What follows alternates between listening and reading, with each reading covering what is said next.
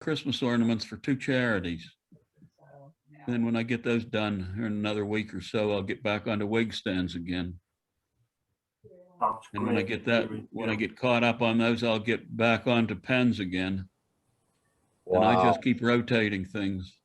That is great to hear in June. Well done, you. It's hot outside. We have really good air conditioning here in these apartments where I live. But it was 90 yesterday. It was 80 something today, and with some rain, and then the humidity gets very high. We had quite a storm here a little while ago. I guess it rained for about a half hour, just poured down like you wouldn't believe. And the wind was blowing strong. Ronnie lives about 2 miles, air miles, from where I'm at. And I talked to him during the day, and I said, "Boy, is it raining?" He said, "No, it's sunshine by my house." Yeah. And that's the type of storms we get blowing through here every day.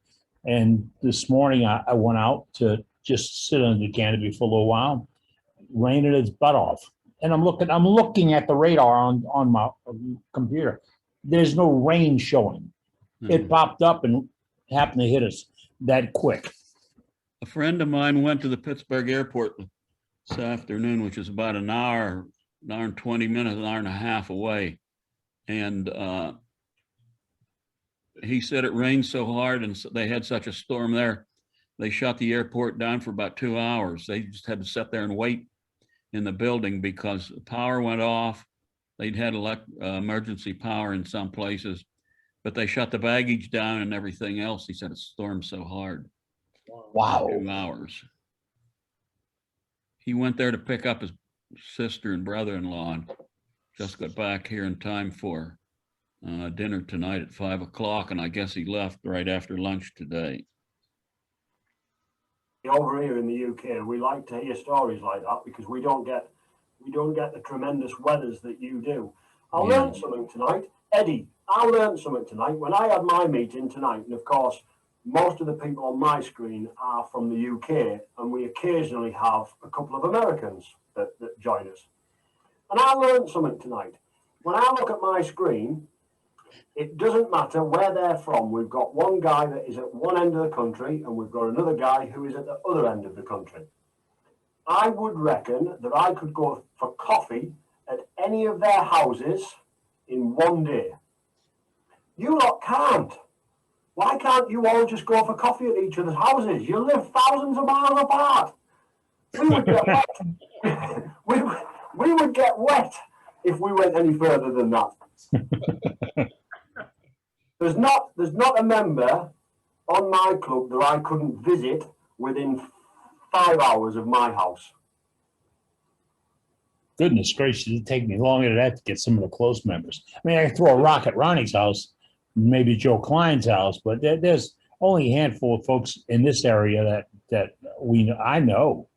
I'm looking at the map that's on the website, and I'm doing the same thing you're doing. Wow, they're way over here and over there, and But I used to belong to the AAW, and I was very disappointed when in 2006 they announced that they were going to hold their symposium in Southeast United States, and they picked Richmond, Virginia. Let me give you a news flash. That is not Southeast United States. That's a day plus drive from the Southeast United States.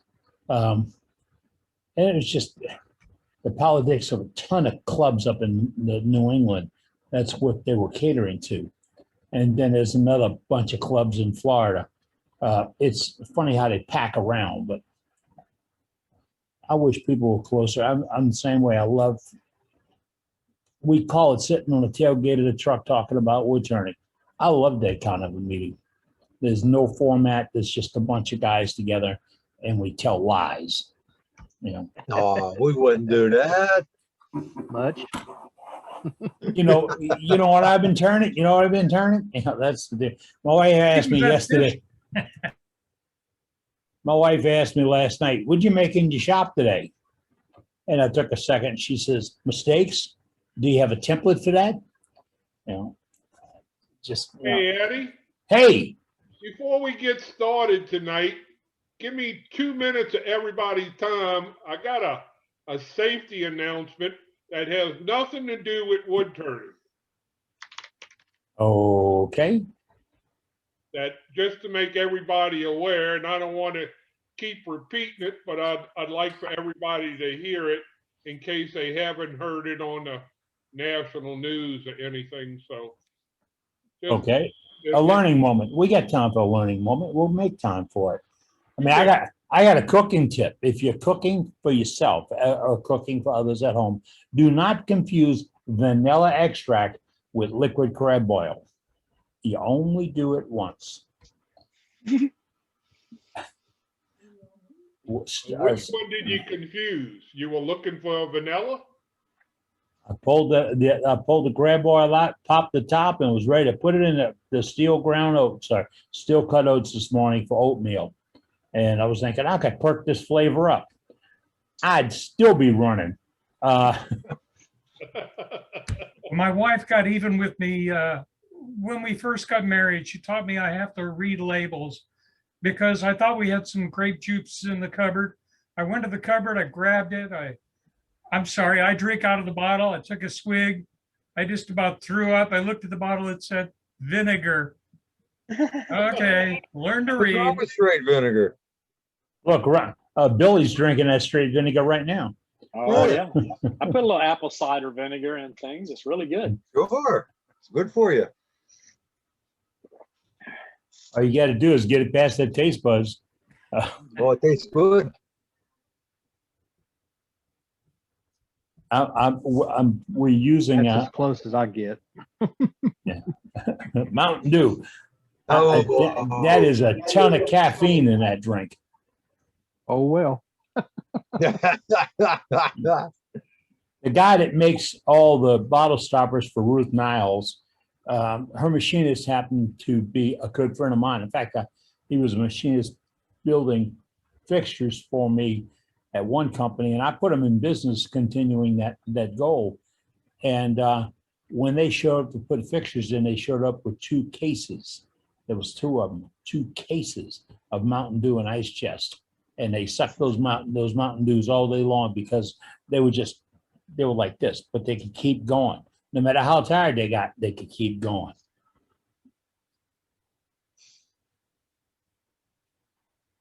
Hey, Eddie, if you want to make me a co-host, I'll admit people for you. I think I did that all right, Doug. Okay. All right. Thank you. Yeah, we got you in there. And Gary in Oklahoma says, I have a piece of bark from a log I got yesterday. I have no idea what it is. Any good identifying wood from bark? Gary, pop it up there. Let's see it. Rottweiler, pit bull. Okay, the Chihuahua. bark has bumps on it, and the bumps almost look like some of the rock formations in Utah. So I thought maybe that might help identifying what it is. I don't know if I get too much light on this or Yeah, too that's little better. on it, but there's no thorns on it like there's some that I've seen that have thorns, but it's like little the rock formations you find in Utah where there's all the clumps up, and it's really unusual. And I'm going to try and get that app for my phone installed tonight, see if I can figure out what it is if nobody else knows what it might be.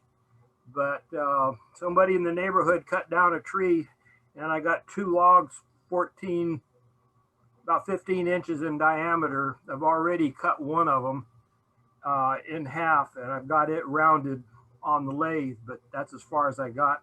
It's green, seems to be cutting okay. Brent, This is Father's Day present. okay, Brent suggests maybe it's hackberry. Hackberry? Might be. I say it's willow. I've got a picture of some leaves that are kind of dried up. I don't think it was, but it could be. They were a little bit on the slender side. I think- Sycamore is sort of like a willow leaf too. Sycamore is part of the willow family. That's what ends up, a long thinny leaf like a willow might be sycamore also. I'll have to What go was- look. How hard is willow? Is it okay for turning? It seemed to be I've turning seen, okay. I never turned personally. I've seen some pictures and it looked gorgeous, but I've never turned it personally myself. So I don't know if it's stringy or hard to cut or what. Yeah, it's kind of stringy. If you get past the stringiness, it does make a beautiful piece, but it's stringy. That's And you know kind of how to what get- I was getting when I used early chainsaw to get it round. And then I started turning it, and I was getting some stringiness until I actually got it completely round just a few minutes ago. And the way to help eliminate that stringiness, Doug Mill, you know how to do that. Sharpen the tool. That's one way. You can also, with willow, you run it through stabilizer, helps tremendously. Well, I probably are.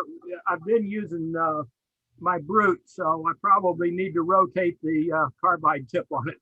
But that was what I was using today to round it, and it seemed to be doing better than my 5/8 inch gouge, my 5/8 inch bowl gouge. So, but I got it round now. Now I can figure out what I want to really do with it, what kind of shape it will end up. Can't be any bigger than you have right now, so that's good. That's very true. But got to get it round first before I can then find out what it wants to be. A good friend of mine once said rule number 77A is the inside diameter can never exceed the outside diameter. I broke that rule. You broke it? Oh, yeah. Made it deeper than on the inside than the outside too in the same piece. Yeah. You joined the funnel club. We have a miniature club. Oh, funnel yeah. Club. Yeah. I Same see piece, you- did everything. Yeah. The trick of this is that if you create a funnel and you can save the top half, is to how to repair it and put another bottom on it. That's a holding trick. That's all that is a holding trick. Well, see, in math, if you take the the square root of -2, it's an imaginary number. So this is an imaginary space. When you go, the inside is bigger than the outside. Really? And I So missed it's an out. imaginary space. And I missed algebra. Okay. That math, I missed that math class.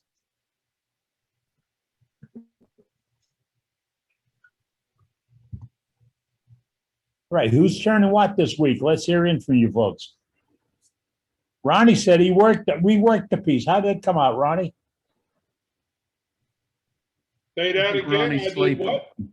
You said you reworked the piece this week. How did that come out? The only thing I reworked was the backyard. I thought you said you chucked up a piece and was spinning off the color in some places. No, not me. I've been working hard in my backyard. Management has me redoing the backyard and getting it where we can take care of it easier. I think Easier. we got the same management going on at my house.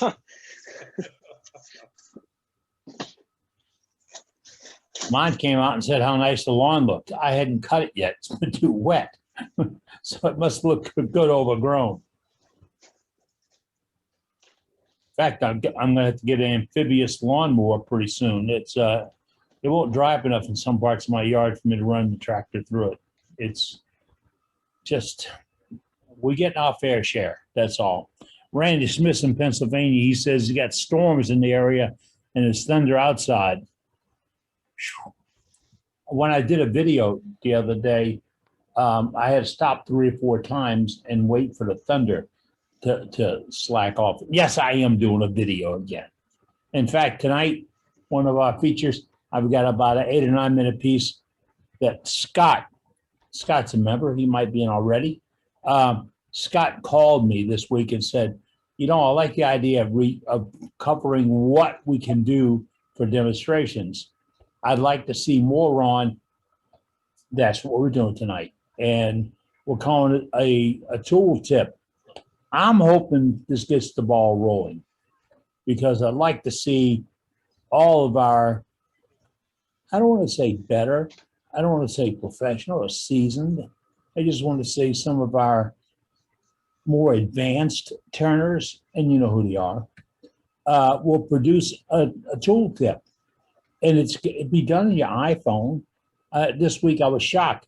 I videotaped my program, the stuff in the shop, on my iPad using a remote made by Apple, and I moved it from my iPad to my computer, AirDrop, which is really quick. I never knew it was that quick, really quick.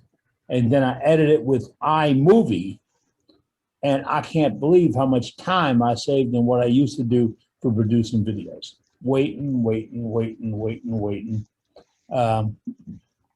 With AirDrop and iPad and computer talking to each other, it was beautiful.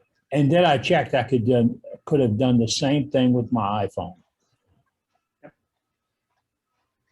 We're really getting into the technical stuff, aren't we? Boy, I see a lot of. Eddie, you just basically described how I do all my YouTube stuff. I do it all on my phone. Don't even use an iPad or a computer. Really? Yeah, the editing is all done through iMovie, which is on my phone. It doesn't take. I've been watching, of all places, I go to YouTube to get these hints and tips. One guy named Frank and another guy named Scott, and there's about 3 or 4 of them. I subscribe to their channels. They are relentless. They just go day after day after day after day with tips and hints on how to make OBS and websites and virtual programming work for you. And I couldn't afford to pay a tech guy to do this, and I don't have to now. I'd like to see more demonstrations done by our members using their number one, using their ability to teach and show how to use tools. How do you touch them up to sharpen them? I'm really tired of hearing people say, I had to go grind on my tool today and it took, a long time to do this and a long time to do that. You're doing something wrong. If it takes more than one pass over your really fine wheel or one pass with a slick stone, you're doing something wrong. Take a look at a butcher's fillet knife. Well, it's hard to see that anymore because people don't do it. But if you look at their fillet knife, it might be 10 years old. My boss is checking on me. It might be 10 years old. He's lost about 1/8 of an inch off the blade width because he doesn't take it to the stone. He takes it to a steel and just brushes the edge back, refreshes the edge. That's all rolling he does. rolling the edge. Rolling the edge. I couldn't figure out what my dad was doing in the kitchen. He had a steel, and he'd take it out, wipe it off, pick up that knife, and make 4 or 5 passes and go right to it. Before he cut any meat, he did that. And I was a grown man for somebody to explain to me that you don't always have to take the steel off. My boss is there checking on me. She's. And, a sharp knife cuts. A dull knife cuts you. You're right. You're right. If you got to fight it to cut it, stop cutting it.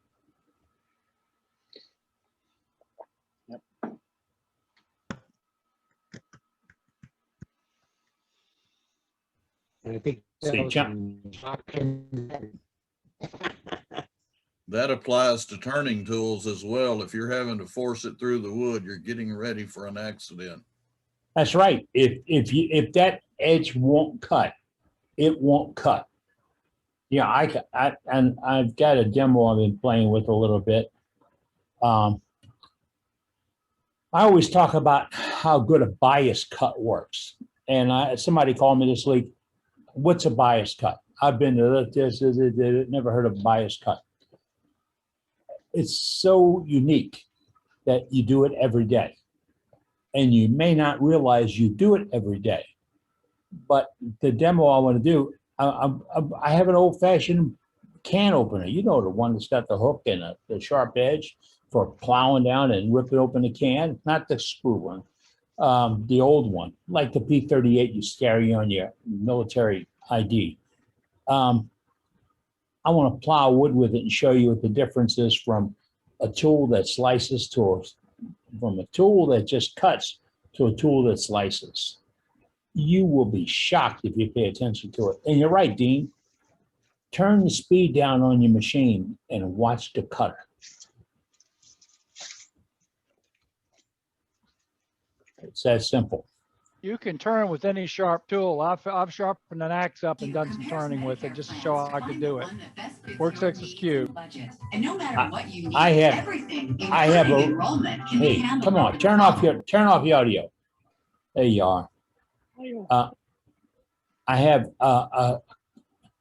I say a commercial, but it's a very heavy duty, regular large tablespoon. And I sharpen the edge of it. I've used it for demonstrations to show that I can go with that spoon and roll a bead or roll a cove. As long as I'm going downhill, I can go. And that's a spoon. Dane's with us out of Arizona. I see Matt Mabry checked in. Ronnie, I see that Johnny Hughes checked in. Yeah, I'm here. And there he is. Johnny, we seen your piece last night that they had during halftime. You mallet on the what do they call it? It's the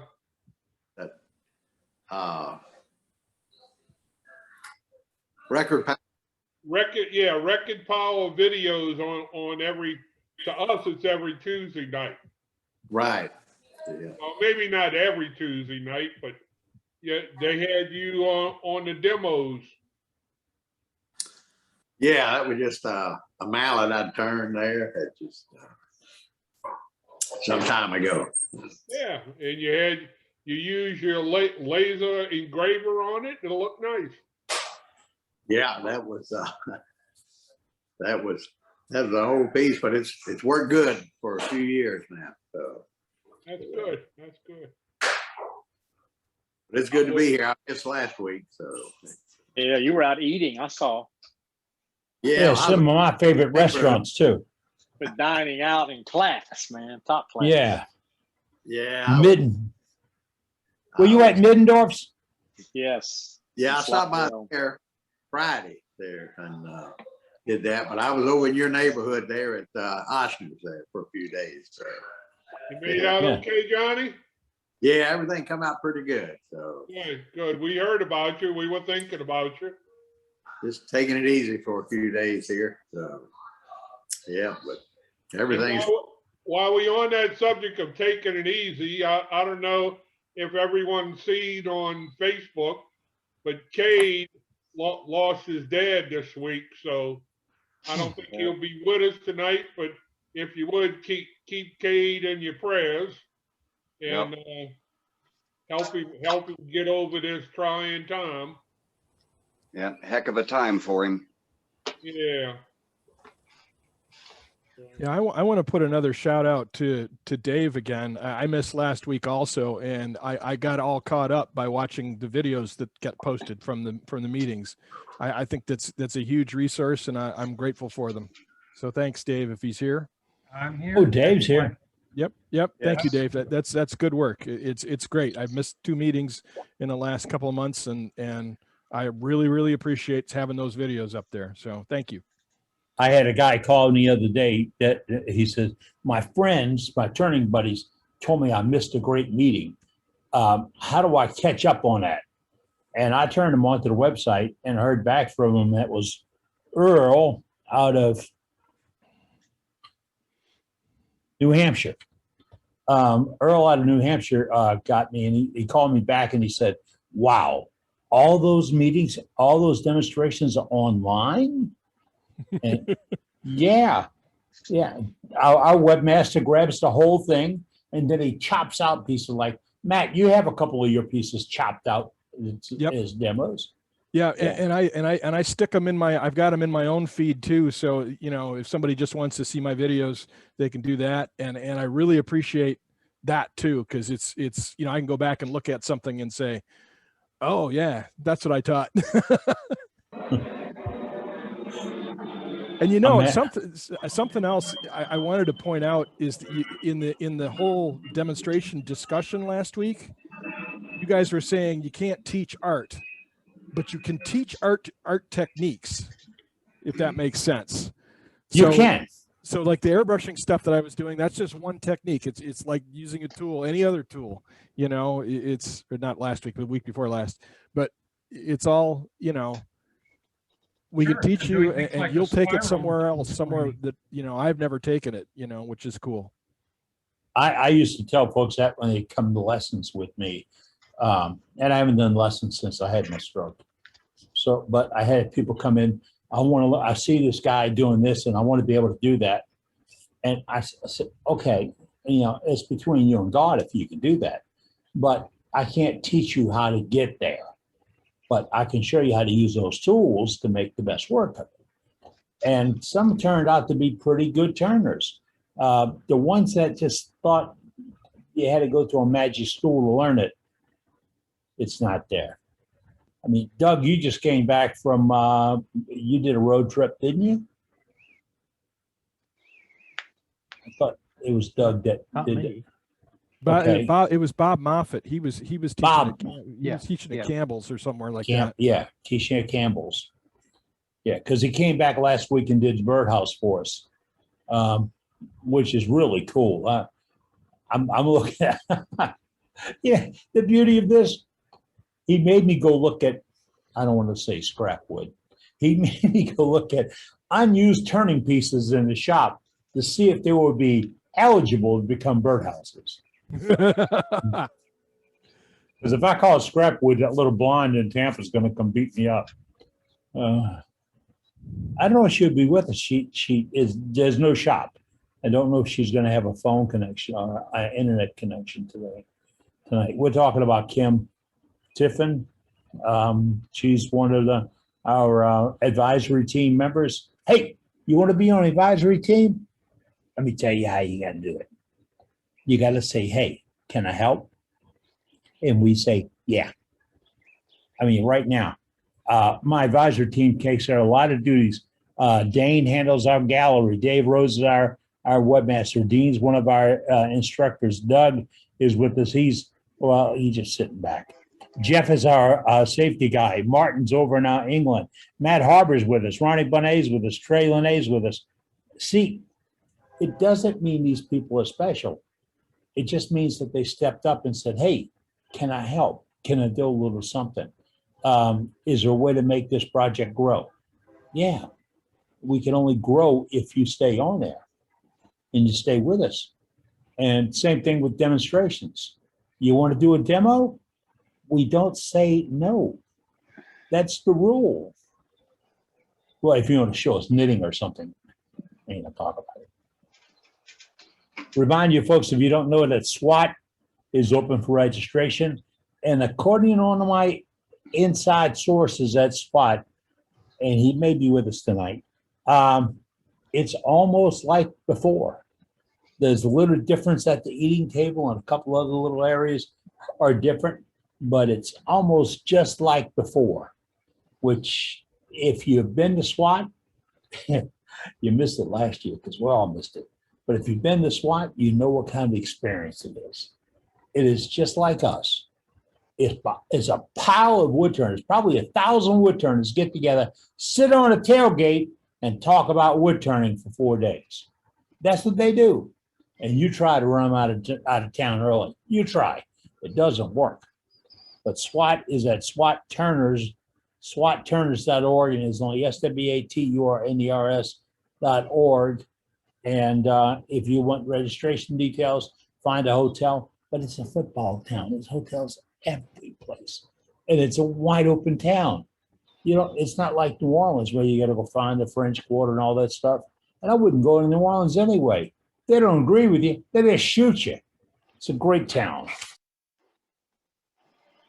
Yeah, hey, you guys were talking earlier about sharpening with a honing card. If you guys want to see that, I'll show you how I do it. You know, I mean, it takes just a few minutes. I'd love to see it. I'd love to see it. All right. Well, you give me a heads up and I'll do it.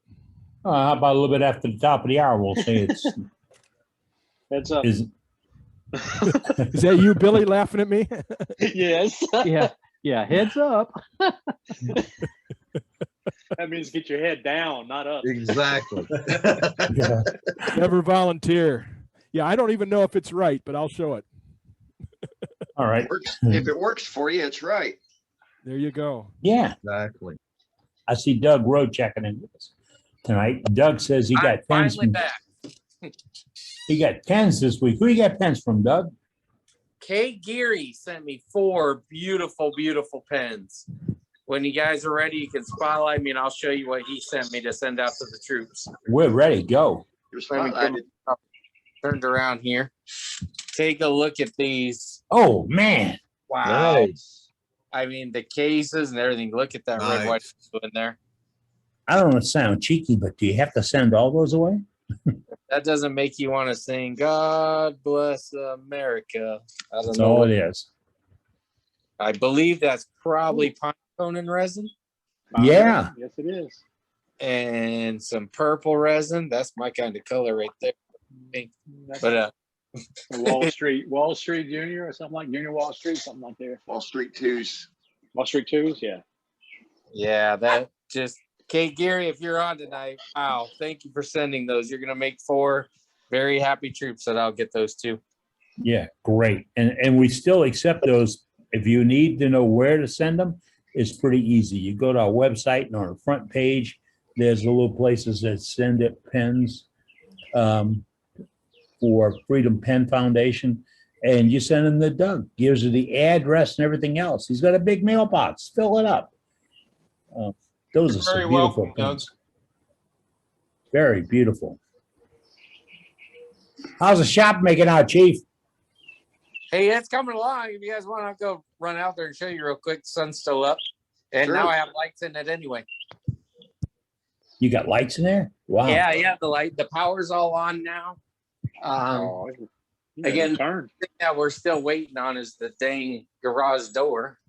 There's still a few other little things that have to be done, but it's real close to being finished. Let me see. One of my turning customers came by the other day. He's doing the same thing, and he found the garage door that doesn't open up and down.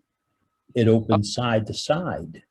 Now there's furniture in here right now. It's a temporary storage place. So don't be like, what? You're putting a couch in your workshop? No, my son's in the process of moving in and then back out again. And so They'll never move back out. Yeah, they don't go. So Whatever you do, don't feed them. Nope, don't feed them. You lost But- your garage at yeah. the new apartment.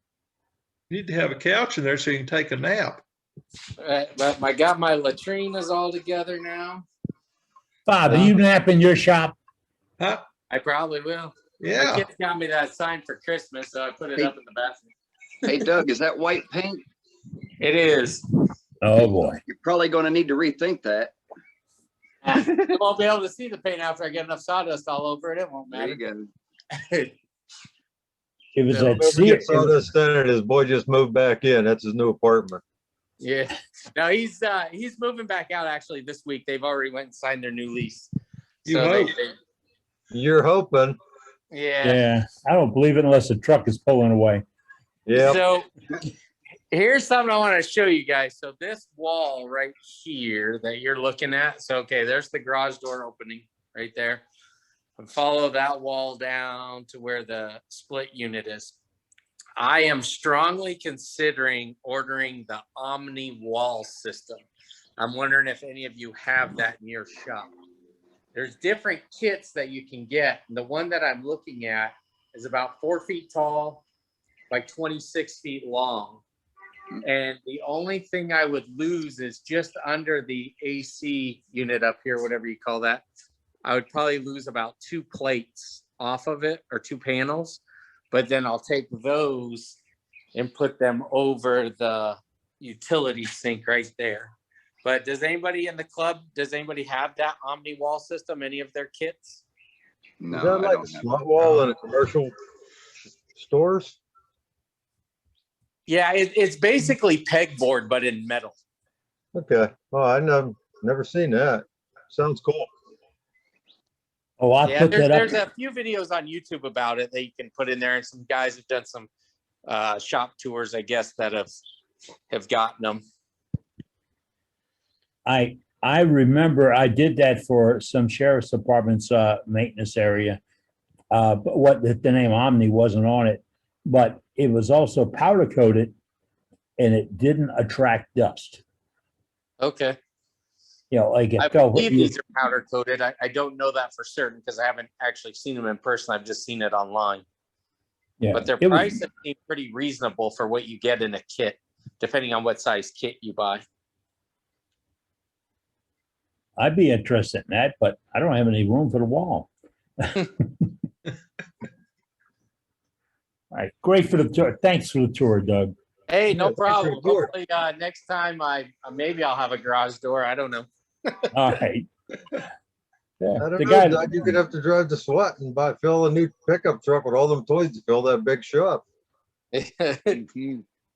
Doug, I have a question for you about the military uniform. Yeah.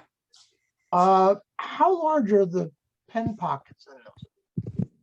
You can fit your regular size pen in it. Any of the slimline pens, or the old Skillcraft pens that the Army issues you.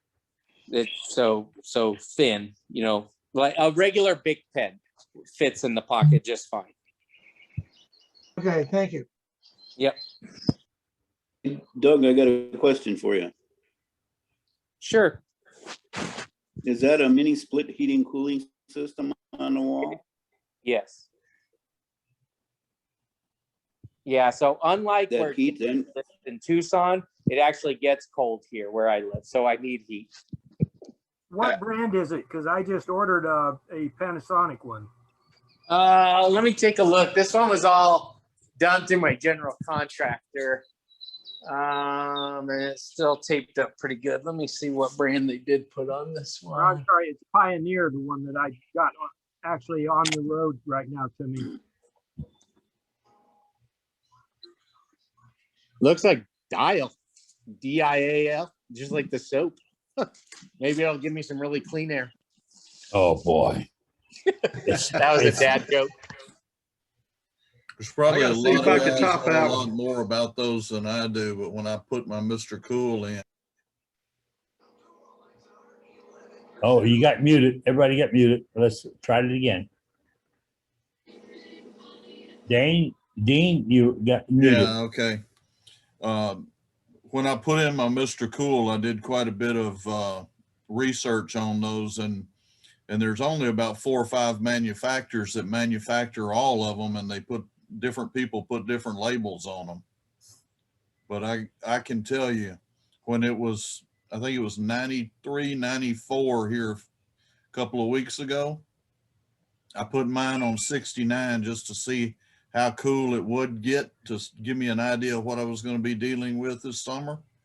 I went back out there a couple hours later and the thing had kicked off. It was 69 degrees in my shop. Whoa. That's good to know. Well, and then I've got almost 6 inches of foam insulation in the walls too. So yeah, you're going to be able to hang meat in there. Yeah. Doug, do you know how cold it can get before that won't heat anymore? Say that one more time. Do you know how cold it has to be outside before that thing won't heat anymore?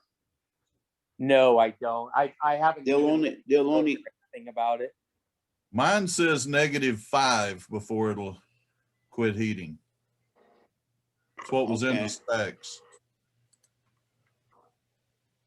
Yeah, and up here, Thank you. like our coldest days in the winter where I live, they're nothing like, you know, those guys up in Colorado and Michigan and stuff like that. You know, I'll get into the teens, but I don't get anywhere close to being down to 0 where I'm at. Well, when I went to carrier air conditioning school, 25 was the magic temperature at which electric strip heating was more efficient than the heat pump. So if anything above 25, the heat pump actually is more efficient than the electric strip heating. The problem is it gets colder and colder, the heat pump loses efficiency. So it still works on down into the single digits, but it's just not as efficient, and you need to put supplemental heat into it with it. Trey, you and I live in coastal area. 2 winters ago, we had a week and a half stretch where it was below -20 Fahrenheit.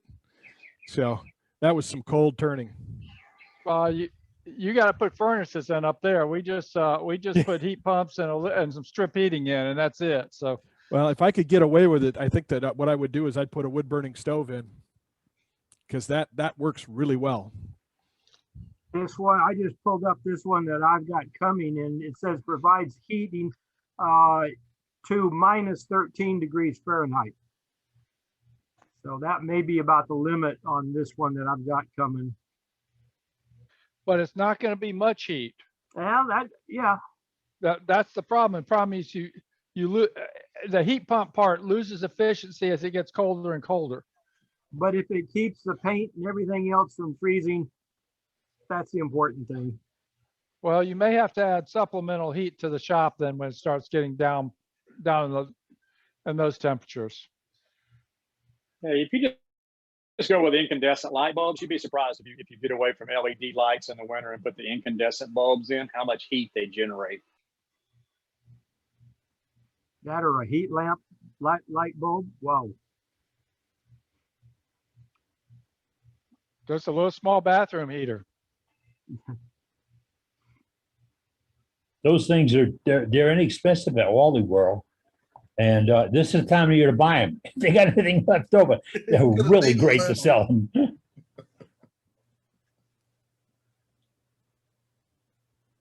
I love the little snap plastic ink pen holders that they sell. Two-sided thing, a little snap on it. I love those.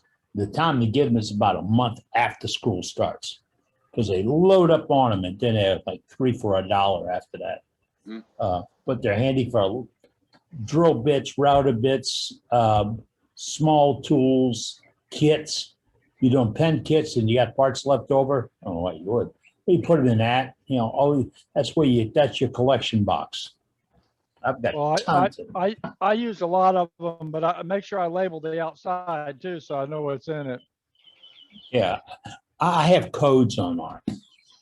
Hey, so one of the things that a few of you actually told me to look into this when I was doing it was to try and keep my things as mobile as possible.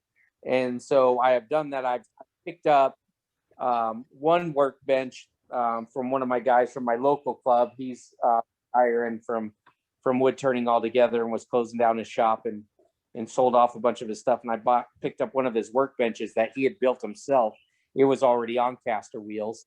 I bought another cabinet and a compound miter saw from him, and I put that cabinet on wheels. And then I took my 2 Harbor Freight workbenches that I had, put some caster wheels on those. I'd been trying to find the lift, lock, and roll that Ronnie had told me about for the Powermatic. Nobody has them again. So I bought some locking casters myself to see if I could come up with an idea on how to do it. And I really haven't figured out anything great yet, unless I decided to drill some holes straight into my legs of my Powermatic and put the casters right on there. And I'm just not ready to do that yet.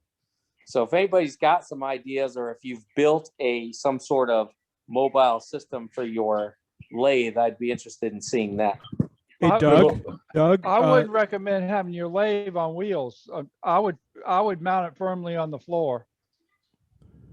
A club that I'm a member of, what we did was we put 2 layers of 3/4 plywood on each end, and then we put 2 trailer jacks, with the wheels on them on one end, and one trailer jack with the wheel on the other end, and we crank it up when we got to move it, crank it down, and it's sitting right on the legs, and that works great. Yeah, my It's my an power expensive my thing. Powermatic has feet that screw into the legs, the base. You just unscrew Yeah. those. Doug, who So- did you try for the lift, lock, and roll? Everything, everyone. I even I tried going to their website, and they didn't even have a very user-friendly website. It just sent me to the GoDaddy.com stuff. But Woodcraft was the only like store that I even recognized, and they weren't carrying it. So, Hey, but Dave, with my Powermatic, I'm very fortunate that my height, I'm actually at a comfortable height with my Powermatic without elevating the feet at all. Like I have it at 0, I guess, whatever you want to call it, and set directly on the floor. And so what I liked about that lift, lock, and roll system, you could slide it under, lift it, move the lathe where you need it, and then set it right back down on its feet at whatever level you had it set at prior to lifting it up. And, Right. It always sets back on its feet. So that's what I like too. Yeah, Yeah. but Hey, Doug, did you try Castor City? I didn't try Castor City. I didn't, at least I don't remember that name anyway. Okay, I bought a lot of casters off of them at one time when I was building lathe stands, portable lathe stands for a wood turning club in Pittsburgh, Pennsylvania. Castor City, okay. Castor Doug? City, yeah. Doug, Yeah. tomorrow look up PMC Machinery in Hammond or Ponchatoula and see if they have it. PMC Machinery, okay. I've seen at least 2 different clubs using those trailer jacks like Bob Moffett was talking about. Those work really well. One of them was on a Powermatic and one of them was on the big jet. Our club uses a Powermatic and has that on it, and it works fine. And you're talking about getting out for probably under $100. Yep. And Yeah, I would not leave your lathe on casters and turn it on casters. You know, Right. Well, that's the thing with the trailer jacks is you crank it down and it's sitting on you're the off feet. of it. You're Yeah. off of them, but I would not put a normal caster underneath it. The jacks would work coming up and down as you need to, but I would not put a lathe on casters because you can get extra vibration and everything else. Even if you lock it, you're still going to get vibration through those joints. Yeah, so the ones that I bought, but I haven't used yet, I was trying to mimic something with that lift, lock, and roll system. And so basically it is a caster wheel, but it's got a step on it where you step on it and it will jack up whatever it's attached to, and then you release it and it sets it flat back on the ground. Yeah, It's I not know like what a he's talking rolling about. when you step on the handle, it's a cam action and it pivots up. Yeah. and I'll, locks, you know what? and I'll then- walk back in the house. I'll show you guys what I purchased, but then I'll show you, I don't know what I think would probably work. I'm just scared to do it is what it comes down to. Those trailer jacks sound like a good idea. I had that on one of my lathes, Big General. Yeah, I built a set of those for club lathe, and I used a fairly heavy 3x3 angle, and that's what I modified. That's what I notched and bolted to the lathe. Right. And I mean, it was bulletproof, really bulletproof. I just had I had a problem with guys putting it in the trailer and wanting to leave it up on the jacks for, to get it out easier. That's your worst enemy. That is just your worst enemy. You're going to get movement. Eddie, I hear you, bud. it's 5 minutes before the hour. Let me mention this to everybody. This is a safety announcement. It has nothing to do with wood turning. In the last 2 weeks, I don't know anybody that is on any type of CPAP machine. It could be a CPAP, a BiPAP, or any of those types of breathing machines. If your breathing machine is made by Philips and it goes Philips Respironics, they having a recall on these machines.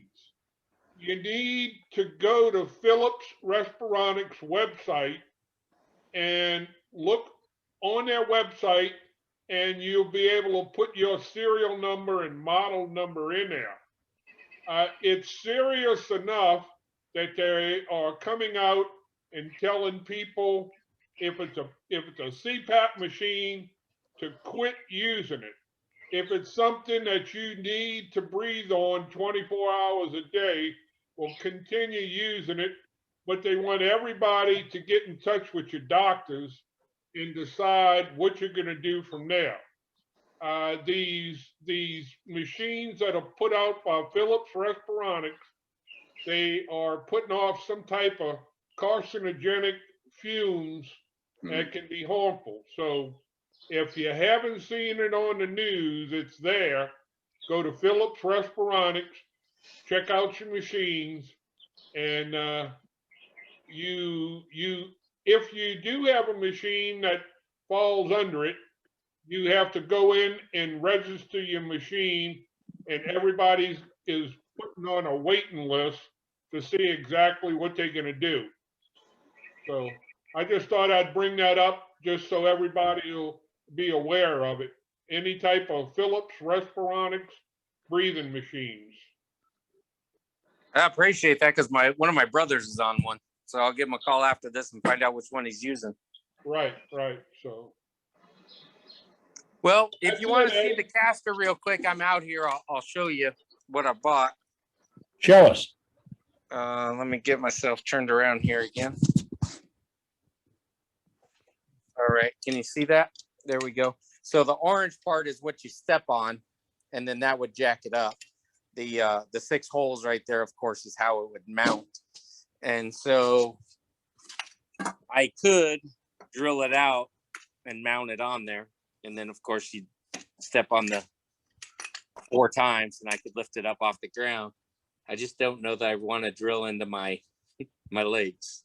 Why don't you look at a pad that would bolt into those, you got 2 pair of holes there. Yeah. And a pad or an angle or a sheet of metal, a 1/4 inch, maybe 3/8 inch piece of steel that would go across that, and you could bolt to that. Idea. I would be looking, and those are threaded holes. So I've only got the 2 there. I don't have the 2 on that side. Oh. And I don't. I can't remember. Yeah, just put them on both sides of the leg and then sandwich with screws together. So, then you get some screw to. Yeah. So here's what I started messing around with just a piece of wood. This wasn't going to be the real piece, but it doesn't have the right angle on it. And so I think if I was to go this route, what I would need to do, it would be 2 on that side and then 2 on this side. But I think I would need something spanning the difference, because as I was messing with this one and putting the pressure on it, it of course just wants to kick the board back out towards me, so it wouldn't lift anything, so I don't know. I got some thinking to do to figure out how I'm going to do it, but I'll check out those 2 places, the Caster City and the other one that Ronnie told me about. That lift, lock, and roll, it just looks like such an awesome system. And so I was hoping to just get that and be done with it. Yeah, I've had mine probably 10 years, and they were excellent. They called me up to make sure exactly what model I had also, because there was a difference between the A and the B. And I love them. Doug, check chat. I just put the address of the name and phone number of the guy I bought mine from about 5 months ago. Oh, okay. Awesome. Thank you. That's Joe Klein right here in Metairie. Looks like when you're in between workshops, and now you can't work on anything. Oh, that's what mine looks like today. Oh, what? I have a suggestion, but I have no idea if it would work because your machine is so heavy. I mean, the lathes are so heavy. But for something smaller, one thing that I've done before is take a board that maybe a 2x4 or 2x6, run it between the 2 legs, and then what you end up doing is put a large hinge on it and then a wheel underneath attached to the hinge, large board coming away from it, perhaps 6 feet long. You get lots of leverage. What happens is when you've got the board on it, oh gosh, I can't describe this. You have the hinge, a board, then the wheels on the board. When you end up pushing the lever, it drops both of the wheels at the same time. You can do the same thing on the opposite side, put another board coming out from it. And when you push down on one of the boards on the far side, it ends up pushing down on the board on the second. All 4 of the wheels go down simultaneously. And then you have a pin that goes through and locks the 2 boards in place. So you can roll it, take the pin out, these 2 levers come back up, your wheels pop up off the floor, and your machine is back on the ground.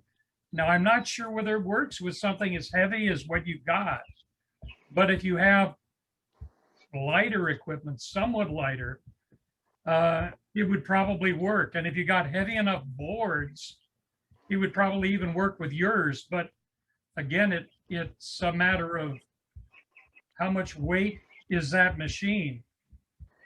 Because I don't know. Yeah, mine's fairly light. It's only about 900 pounds.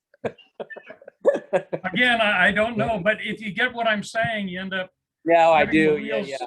Here, and it hinges down. The wheels are suddenly straight down, and then when you lift it up, the wheels are coming up.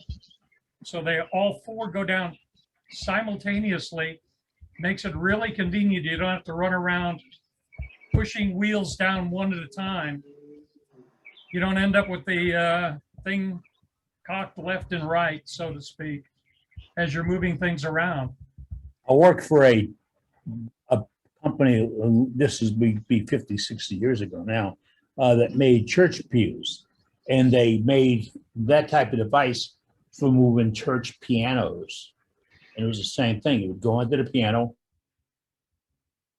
you did that knuckling effect, and it would then lift it up, you could roll it and drop it back down. You didn't drag it on its legs or its feet because that detunes a piano if you do that. So this retained your tuning, which I only play the radio, I don't do anything else. But that was nifty. It was a nifty device. We had one little area of the shop that made them particular. You tell them what piano you had, and they had the specs to match it up. It's coming up. It's a little bit after 7 o'clock. We got to take our safety break right now. Jeff is with us. Jeff, you've got our safety break for us? Yes, I do, sir. All right, let's go.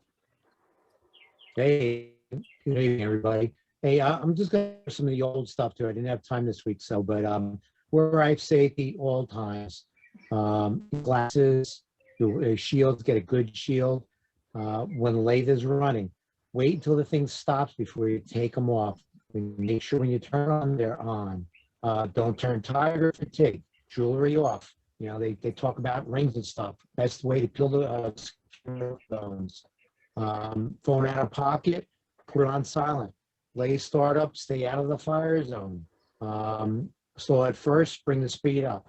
I was watching a demo the other day, and what they talked about is instead of really turning the lathe off, if your speed control goes all the way off, they were using the knob to go all the way off. So when they came turn it back on, no surprises, they had to turn it back up again. But that was an interesting idea if your lathe does that. And keep tailstock on for support as long as possible. And that's it. Be safe out there. May the devil be with you. Thank you. Thank you, Jeff. Appreciate that tonight. Joe Klein posted a correction to what he did a little while ago. He's got a better phone number for that lift, lock, and roll. And Dave Rose says you can put a clarification drawing on the website, and he'll email a copy if you'd like. So if you'd like your copy, contact Dave through our website. And I've got a little demo for you tonight. And first thing I have to do is lock it on. And then I'm going to split screen. And this is something we're looking to do, type of demo we're trying to get in from our members. And we're going to kick it off right now with one called Tool Time and a share screen. And I'm hoping to get it up. Let's see what happens here.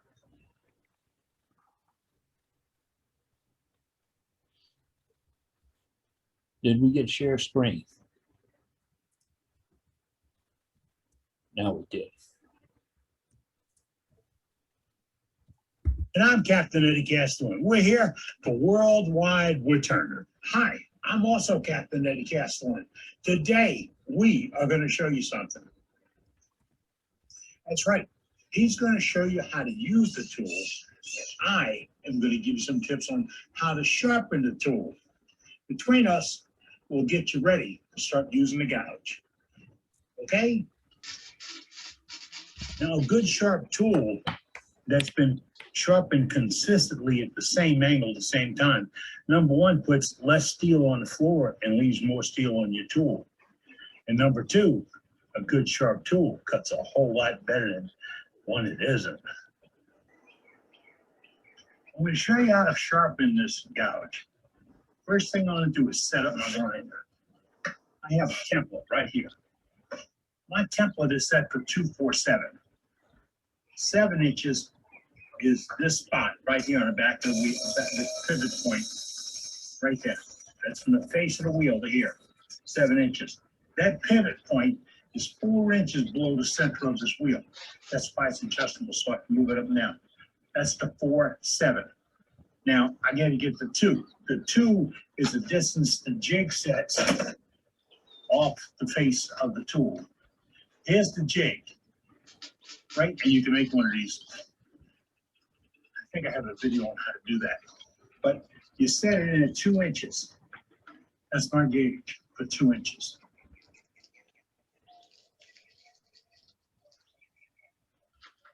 When you rub the bevel on a tool, you control the cutting edge.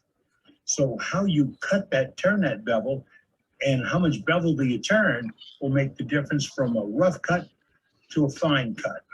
And we'll show you the options.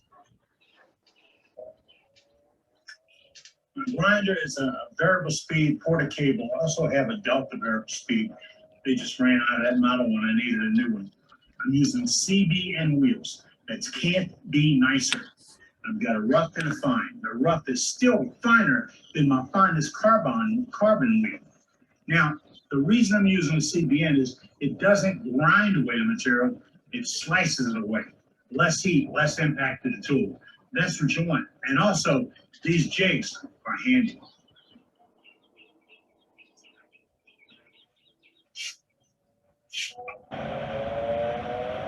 Here's the beauty of this grind. Lathe is up and running.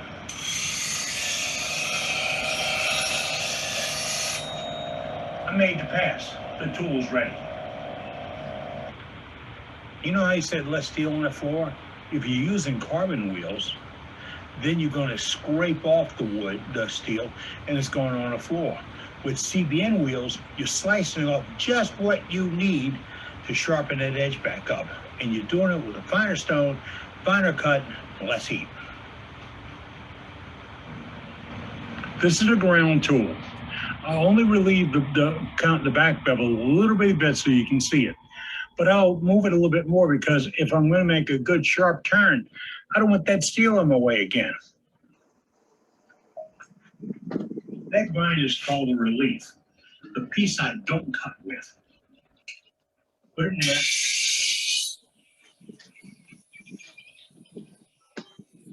It's not as critical. I could probably do it freehand, but I modified the jig in order to do it the same each time. Putting less steel on the floor, less heat on my tool. Safety is important here. Wear your shields, watch your wheels. He released the guards on his so you can see it a little bit closer. And he's using a blackhawk jig. Be honest, I manufacture those, but there are about a dozen other variants of them out there. Just get or make your own jig. Now that you have a sharp edge, let's jump on a lathe for a few minutes and I'll show you how it cuts and why we did that special grind on it. It is special. With this fresh grind, as you can see it, I'm going to come in here and start this bowl. It's a shallow dish. And when I do it, you'll see I'm going to use the tip of the cutter And that's gonna do it. I got my speed set up to go to it. I got a shield up about half the speed, which is probably around 1100. Vertical blade. Vertical. The difference is on the other blade, not easy to control because I'm not riding the bevel. Vertical blade, then I'm going to twist it, turn it on. If it gets heavy, let's step in a little bit.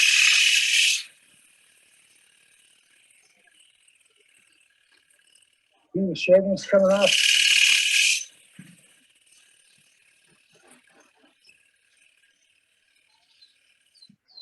It's important that I stop this in real time and show you. Whoop, stop, Lee. This is the cuts I'm getting. Very little tear, very little. And I'm going against the grain, I mean, with the grain here to cut it down. But that's my first two steps. Those two steps work out nice. Now, why do we do a relief cut? You gotta see this. You should see what we generate. We generate shavings and swirls because I'm in grain, cross grain and side grain one time. Now, I'm going to turn the corner and make this a sharp corner to get down in here. If I have a full size gouge, shells down, when I go in and I turn it, I go to make that corner, I'm restricted on what my bevel will let me turn.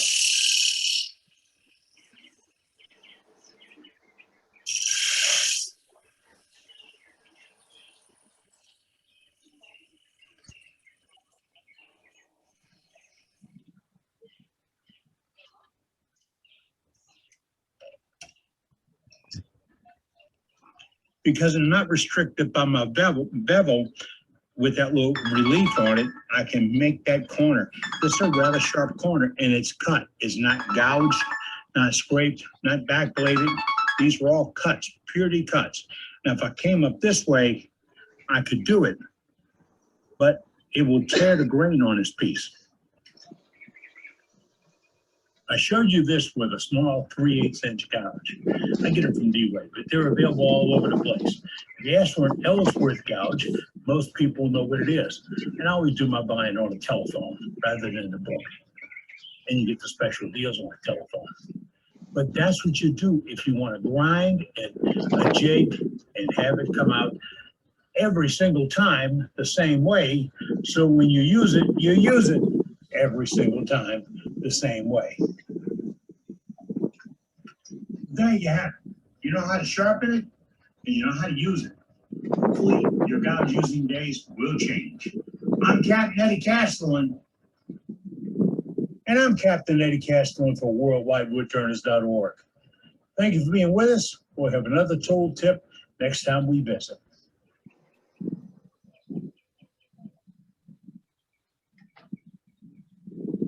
That was great, Eddie. Excellent, Eddie. Thanks, Ed. Thank you. Okay. Great job. Nice job. Thank you, Eddie. Thank you. Very Thank good. you. All right. That was when we started this operation 2 years ago. The intent was, and this is the intent of the advisory team. Remember, there's no management here. Somebody, all right. I gotta do. All right. Somebody's messing with the audio, so I just muted everybody out. The intent is to get all you members to share that with us. How would you do this with a scraper? How would you do this with a large bowl gouge? What does a bottoming bowl gouge do, and what's it look like? How do you make one? I'm grinding one of my high-end or high-rated powdered metal gouges I bought from the AAW years ago. I'm regrinding that to a bottom feeder. I don't have a bottom feeder. I've always wanted one. I cheat with the lack of bevel and do it. But on this program, I've learned from a couple of folks that the bottom feeder is the way to go. But I'm tracking away. I want you to work with us to show us. And I did that on my iPad, and I edited in iMovie. And both of them, and I could have done it on iMovie in my iPad if I needed to. You can do it on your iPhone, just like we're talking to Doug and a handful of other folks who are on their iPhones. That's all we need. That's all we're looking for. So if you want to be in a pack, it's easy. Just tell me. You can put it in chat if you'd like. Now, we got an offer. Where's he at? Doug, you back? Okay. We had an offer from Matt to do something on sharpening. Matt, would you like to do it now? Sure. All right. Now we got. Hey, now, before Matt gets started, we had a question in the chat for you, Eddie, about what grit were your CBN wheels? I wish I knew. I got it from D-Way Tools, David D-Way Tools. I thought it was like a 150 and a 300. I do know that the finer ground one on regular carbon steel, it doesn't make a mark. I mean, you really got to work it. It's not like those 60s and 80s and 100s that you get from Norton. It's very unaggressive. And I remember, you're not shaping the tool, you're sharpening the tool. Enough fussing. But that's Do we that's got what some other people out there that are using CBNs that can make a recommendation on what grits you use? Yes, I do. I'm using about a 240, but I just watched a movie, yeah, I'll call it a movie from, what is it, Woodturner's Wonders or something, that Ken Rizzio. And if you're using 2 CBN wheels, they recommend a 180 and a 600 for doing exactly the same thing. And while we're on that subject, I have a comment for Eddie and everybody else. I think it was a great demo because you got right with it and showed us immediately what to do. But another thing I've noticed, when people set up their grinders, they mostly put the wheel that they use all the time on the right-hand side. And I don't do that when I do it. I set the grinder on the left-hand end of the bench and put the grinding wheel that I use all the time on the left-hand side. Now I'm right-handed, because when you bring that tool around in front of you and the handle, you can step right around the corner of the bench and the handle, and your belly isn't in the way. And my belly gets in the way if I do it the other way. I heard that, John, about the belly. I do exactly the same thing, John. I set my grinder up exactly the same way. Well, thank you. I'm not the only one that does that then. I'm in the process of growing a belly, so I like that. Well, we'll all get, we all get to that. Yeah, for some reason, I don't know, it's age. Your muscles in your belly advice to me. Sag and slack down and everything, and they kind of protrudes in front of you a little bit, and it's in the way. I look at it as being well-rounded. Well, that's very good. Some people say you can do a lot of exercise and get away from that, but I don't like all that exercise. That's just It's work. And don't worry about those some people. Where did they get it from? Well, yeah, that's right. Yeah. Well, there's another option here too, is most of my tools don't have handles attached to them when I'm sharpening them. Mine don't either. I don't have a permanent handle on any tool I own. I still do it the way I had recommended or suggested there tonight. Another thing I found out just a few days ago, because I turn a lot of these very small ornaments out of construction lumber. And I had a piece that I couldn't get stopped from having torn grain. And as I was walking around this shop in these apartment complex here, someone had left an electric motor that had a buffer on one end of it. And I thought, well, I wonder what happens if I buff the cutting edge on that tool. So I found some compound there, buffing compound, and got this grinder up and clamped it down to a bench. And I buffed just the inside of the tool, and it made a world of difference in how that tool cut that pine, whatever it is, construction lumber. So if you can do it, it's just a thought that I had. Try buffing it one time and see if it makes it a lot sharper. It did for me. It's like stropping. Well, I have a hard felt wheel with buffing compound that I do on I run my skews through. So I can shave with my skews when I'm using them. Yes. Yes. I don't hone my tools, and I tell you why. I have very little feeling in my hands. And if you, my opinion is when you hone a tool and you're doing the outside of it or on the bevel, if you rock that card or whatever you're using a little bit, it will have a tendency to ruin the fine cutting edge that you've just ground on it with a CBN wheel. That's why I don't use hones on mine. I can't feel what I'm doing. Thanks for sharing it tonight, John. Great input. You're welcome. We heard Let from me add- Land. Let me add one other thing about sharpening. Put Yeah. your sharpening wheel up at a comfortable height. Don't have to bend over anything else. It should be about the same height as your lathe is. You're absolutely right. Yes, that's where mine is. It's up. And most workbenches are too low for you. Yep. If you put it on a workbench without raising it, it's too low. So Yep. I actually have platforms that it's sitting on a workbench or a desk, but I have platforms underneath it to be Yes. able to bring it up to the right height. Yes. Yeah, I bought an 8-inch grinder from somebody one day, and the guy said, "Do you want the stand?" And a midget could work on that stand. And I'm low, but true is the grinders and stands were not made for wood turners. They were made for people sharpening shovel edges and lawnmower blades and things like that. Not folks that are looking for a crisp, clean, perfect surface. And that's what we look for. Land Brady says that he didn't know that you call it fat. He thought it was his turning muscle. And he's been working on developing it for years. That's, from Land. Now, I expected that from Bob Moffett. Let's go to Matt again. Matt, we cut you off, sir. That's all right. I can spotlight myself. All right. I use a $9.25 honing card I got off of Amazon. I think it's 400 and 1,000. I think that's what it is. I posted it in our chats before. I like this so much. I've got 3 of them now. I keep one in my traveling bucket and I keep one in another place. And this one sits in here in this bucket on top of my lathe.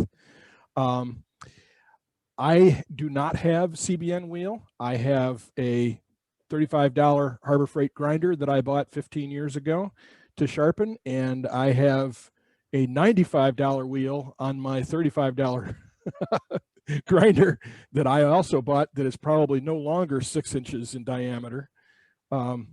It's a white aluminum oxide wheel that works just fine. So, but the grinder will take off, if I work at it, I can really take metal off the tool, and I don't want to do that unless I have to. So I do a lot of honing.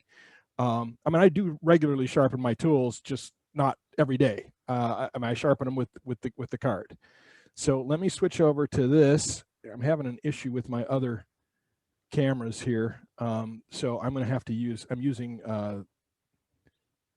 this tool to do it. I'm using Zoom to do it. So let me figure out where it is. I think it's this one. Yep, there we go. Okay, so I basically use 4 or 5 tools. I use a standard parting tool. Okay, I use a standard skew. I use my 5/8 outer diameter bowl gouge, and I use a spindle gouge that I've retooled into a detail gouge.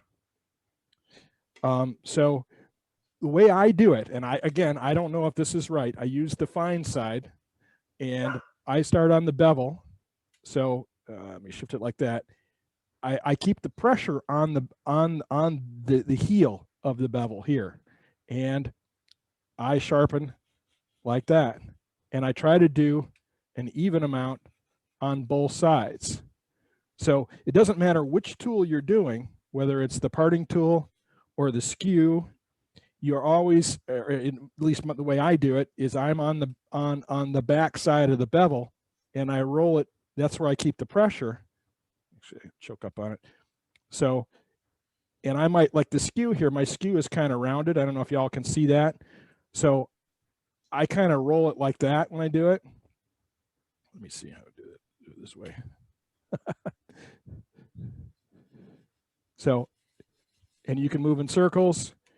And the way you could tell what you're doing is you look at, I don't know if you all can see this, it's not showing up there very well, but I will have a shiny spot down here and a shiny spot up here on the edge where the card is touching things up. And the same as it's done exactly the same way for the bowl gouge is I'm here on, let me see if I can show this. Okay, I'm here, I'm writing this part and rolling it to the edge. So, and I will, let me do it this way. This is how I do it. So, and then I'll roll the tool into the card like that, making sure I get the edge, and then I'll start go on the other side, and I start back here like that. Now, And Matt, yes, Matt, sir. you had that up very close to the camera, but when you're doing it yourself, you have it half an arm's length away from you, where you can see the stone and the tool. Yeah, absolutely. And I'm trying not to screw up my tools while I'm doing this, but and realistically on this tool is I can, let me see if I can show this, is I can take the card and run it all the way down like this, as long as I'm writing on both. What I don't want to do is I don't want to ride just on the edge. I always want to make sure that I'm writing on the bottom of the bevel, and the pressure is on the bottom of the bevel, because I don't want to get up on the edge. I don't want to get up on the edge because then I'll change the edge, and I don't want to do that. Does that make sense? Yeah, and you also change the way the edge cuts if you overcup the top. You want a straight, you want it like a pocket knife, straight edge. Yep, and I'm not cranking on it. I'm doing it very gently. You know, I might do this is the only tool I haven't really shown yet, but I basically, you know, get it like this, and I roll the tool into it like that, and then I roll it the other way, and I'm watching what I'm doing. And if it comes off, I don't want it to come off on the edge. Oops, I don't want it to come off on the edge side. I don't want to come off this way. I want it to come off this way. So I'm always conscious of that too. So, and that's pretty much how I do it. And I don't know if it's right or wrong, but that's how I do it. And I get a good edge, and it keeps me going. If it works for you, that's the important part. I mentioned the thing about the arm's length away because I've been with folks that want to show you how they're going to sharpen the skew, and they put the block down on a table, and then they rock their whole body and their arms to do it. Most of us a little bit older than that. Our parts don't move that fluid. And I'm not talking about you, John Brown. It's all of us have that little problem, but when you put it up to eye level, when it's right there where you can see what that stone is doing right in front of you, you will get a better performance out of it. And I agree that you don't put this thing on a grinder every time. I mean, that's wasting steel. And I mean, I can put an edge on this. You know, I can put an edge on all my tools in just a few seconds, and I'm good to go.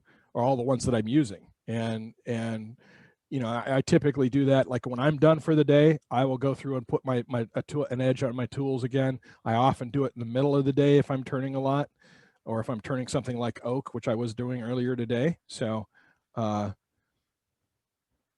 you know, it's quick, it's not very expensive, and you get your edge back. So. Yeah. Well, I showed when I was sharpening that gouge, a resharpening, I got to say resharpening, one pass. And that's a very fine CBN wheel. I wish I had a finer one. But one pass is all it took because I didn't want to throw a lot of steel on the floor. I didn't have to remove a lot of steel to reshape the thing. I'm using the jig to save that problem or that incidents. And John Brown said, buffing or flapping off that wheel, and Trey agreed with him. Yes. I turned with somebody at their house one day, and I couldn't figure out what the heck the rig was. It was on his headstock end, and the headstock on that lathe was tapered number 2 Morse taper, and he had an insert with a bolt and a washer on it. That's where his pad was mounted, and it was there all the time. And he'd make a pass with the skew, and then he'd go over and just on the bottom, because you can't do it on the top, on the bottom, touch that skew and just buff it up, just polish it off. And I mean, he was making slices. I don't know why he wanted me to be over there. He was making slices that look like ribbons coming off of anything he cut, because he just figured out how the tool cut. Very, very. Thank you, Matt. Appreciate you sharing that with us this Thank you, evening. It's Matt. coming up on Good 7:30. points there. Yeah, and Well, we're thank you. looking. And if there's any suggestions anybody has about that, I mean, I taught myself how to do that, just figured it out. I'm more than happy to, I'm open. So let me know how I can do that better. Yeah, we spoke about that last week. We're looking for input from our members of what you want for demonstration. Scott, I know you're in there tonight. I saw you a little while ago. Scott, you're the reason I did that video this week. And I'll be sending that to our webmaster, and he'll add it to our collection. Well, he's got it now because he records everything. But we have it out there for you if you need it. And if you want to add. Let's see, let's get the way we do gallery here is pretty simple. You want to show something on gallery, you go to chat and say, I've got something to show. Our gallery master, and we gave him a title. Our gallery master is Doug. Would you like a title? I'll give you one too, Whatever. All right. Our gallery master is Dane Chandler out of Tucson, Arizona. Don't matter where he's at. He's in charge of the gallery. You got something you want to show? Put it in chat and say, I've got a gallery at him. And he'll call. What he does when you say I've got a gallery at him, Dane will introduce you and he will spotlight you. And then it is your turn to talk. And what do we want to know? What kind of wood it is, how big it is, what kind of finish you have on it. Did you use any magic? Now, if you used magic, we'd like to know what that is too. But Dane's got some folks lined up right now. Andy says, good night. See you later. See you, Andy. All right, I'm checking at that. Dane, let's go to gallery. Not Doug, Dane. Speaking of which, he put me on first for some reason. I don't know why. Anyway, last week I showed you a pear piece that I had roughed out and was going to work on it. This is the finished piece. Cleaned up the inside. It came out really nice. The walls are pretty even all the way down. Nice smooth curve. Still have a hole in that side where the pith had kind of rotted out. The other side is still there. The whole thing is sanded to what I was saying, to 320, I think it was. And did some hand sanding, some hand cleaning, really, more than anything. And then I think I said I was going to finish that with lacquer. I changed my mind. It's got Howard's feeding wax on it. Just a nice, easy wax to hand apply and hand buff off. So that came out real nice, and I'm pleased with it. It did well. And then Monday, I was looking for something to do. I actually swept for about 2 minutes, and then I decided I needed to do something else. So I picked up a piece from underneath the lathe, and that's what I ended up with.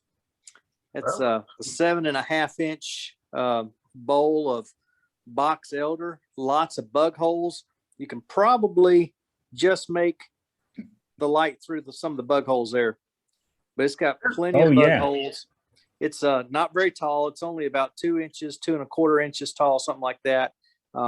Nice and lightweight, pretty even walls. This one is finished with walnut oil. Just, I think 6 or 7 coats of walnut oil. Sat there and rubbed each coat in until it started feeling dry, and I added some more. So that's what that is.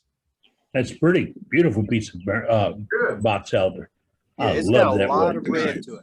A lot of red. Beautiful. Beautiful. And it won't hold soup, so it must be art. That's what I've said several times. Kentucky colander. It's more like a colander than a bowl, that's for sure. I love that red. All right. Thank you, Doug. All right, who's up? Florida. Jim, you're up. Your turn to talk, Jim. You got to press it. Okay, I got a little. If I keep it, hold on. I got a little bowl I turned I finished it on the bill buffing system. I'm not sure what kind of wood it is. I found it on the side of the road. Got another little bowl. I finished it on the buffing system also. And, then I made a bracelet assistant. So it's made out of Paduke. Oh, we need to get one of those for Doug. Nice job. Yeah. Thank you, Great Jim. job. Appreciate it. Thanks, Jim. Jim's out of Jacksonville, Florida. We're all over the place tonight. Oh, goodness. We're going to go back to you, Eddie. Back to me. Yeah, Okay. I know. It's quickly. All right. Come on, folks. If you got a gallery item, is something you want to share, or be with us, this is your turn to do it. I'm going to go over to my check-in sheet. I have to mention that we're still doing the Freedom Pins, like Doug showed you a little while ago. He collects the Freedom Pins for our troops, thanking them for the job they do in protecting our freedom. I believe in it. I really do. I'm not supposed to get political, but you turn your back on our flag, you turn your back on my heart. It ain't going to go well. And we also on a wig stand challenge. Now, this is a unique kind of challenge. We don't want your wig stand. We want you to turn a wig stand and give it to an oncology group near you so they can give it to a patient who requires one. It's just that hard, just that simple. We want you to turn a wig stand. The dimensions that preferred, not required, are on our website on our front page. Dave, our webmaster, has it there. In their suggestion, if you get close, it's okay. If you way overdo it, it's all right too. We saw some on this program last week with barbels placed on them, some burned in lines, some scalloping, some offset turnings. It's your chance to play with it. And the bonus is make it out of a 2x4 building lumber and you get into the 2x4 team at the same time.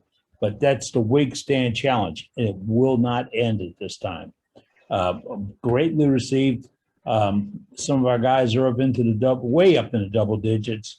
Ronnie, what's your count right now? Ronnie, you. I'm here. It takes me a while to unmute myself.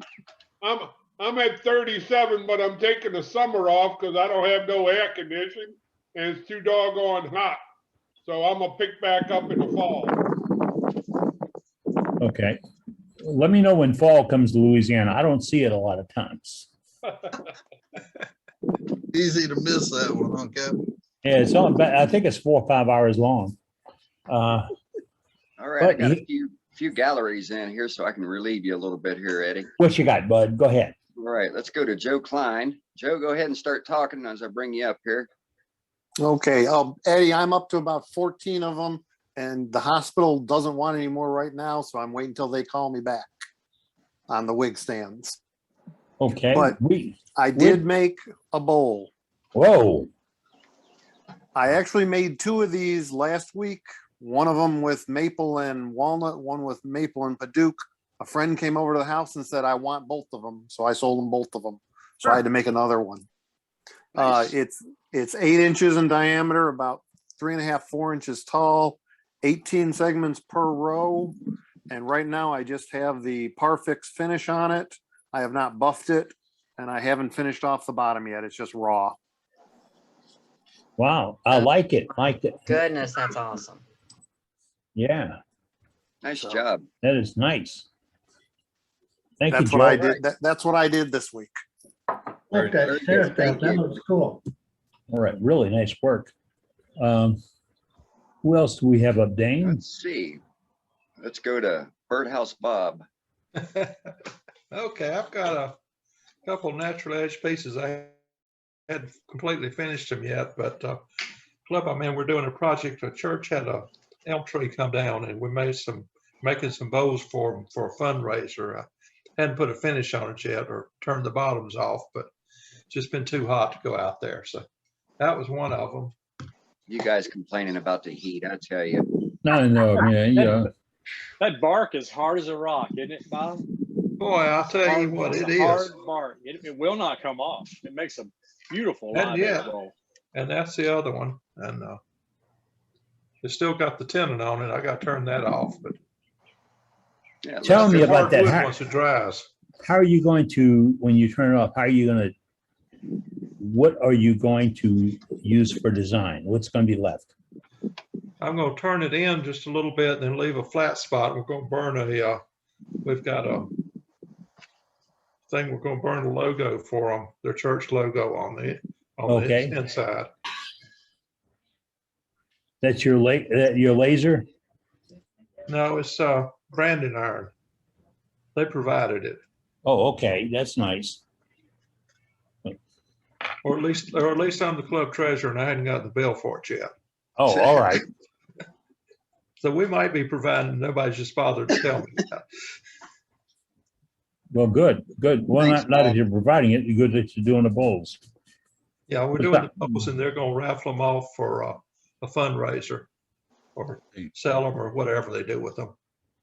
All right, great. That'll work. Land's got some too he ought to show you. Who's that? Land Brady. I'll put him on the spot here. You Yeah, can he's try, not, but he's not they're out in the chiming up shop. yet. Land was here a little while ago. Yeah. Yeah, I'm here, but I don't have the ball. All right. Well, hey, let's go to Texas and see how hot it's there. Hey, Dean, how you doing, buddy? Hey there, how's it going? Oh, it's just rather chilly here, you know. It's down below 90 today. Oh, how about that? Cold front. Well, we're hotter than you are then. So I got a couple of things to, yeah, we had some weather roll in, so it wasn't near as hot as it has been. Got a couple of things to show. I did this bowl a week or so ago to show the end grain hollowing tool. Yeah. And turned out pretty nice. Nice thing about that was getting to use the ball mill hollowing tool on it, though. I found a piece of steel today in the shop that I'm going to make mine out of. I'm going to get to that. Yeah. And then the wife saw a spurtle, so she wanted a spurtle, so made her a spurtle. What in the heck is a spurtle? It's for stirring porridge. That's a nice one. And I know down in New Orleans, you eat a lot of porridge, don't you, Eddie? We call it gumbo. It'll stir that too. As long as it's And grits, then right? In just a couple of minutes, the video will be uploaded on the Magic Wand. Oh, I like that tip. What is that? In there. Then I roughed up that tip so that, you know, it looked like it might have a little magic in it there. It's made out of a piece of cherry. I burned this portion, and then it's got antique oil on the whole thing. And you'll notice this end's glossy, and this end's kind of a matte finish with the antique oil. If you want a matte finish, you put it on, you let it set for a little bit, and you wipe it off. If you want a glossy finish, you just let it build up. You don't wipe it off. So same finish on both ends, but that's the difference you guys can get. You can use that for a spurtle too, right? Or gumbo One of the mixing. things I said in the video was, you know, I made this thing and it's all powerful. Now my biggest fear is my wife gets mad at me and gets a hold of this thing, you know? You might disappear and not make any more videos. Hey, you know, if you guys see me looking funny or I don't show up, call the authorities, okay? You're walking sideways. All right. Family time. Family time. Now we're PG. All Okay. right. A spurtle must John. be used in a clockwise direction to keep the devil out of the kitchen. Now, how about that? You see that, Dean? Exactly. Yeah. What Clock. about if you're down, what if you're below the equator, like you go the opposite direction? What effect is that called? Coriolis effect? Well, then you might have to turn in the other direction. Yeah, Yeah. that's right. You might have to go counterclockwise than in Australia. Now you just put the pot on the opposite burner. Well, have we got our Australia guy here? He could tell us. Donald, what do you say? Donald was in there this evening. I don't know if he's still You're out looking there. for me? Wake up, Am I the Donald. Donald you're talking about? I'm looking for Donald from Australia. Masterson In Australia? in Donald Australia. Masterson. He's in there. He's still in the box. Yeah, I'm here. Oh, yeah, there he is.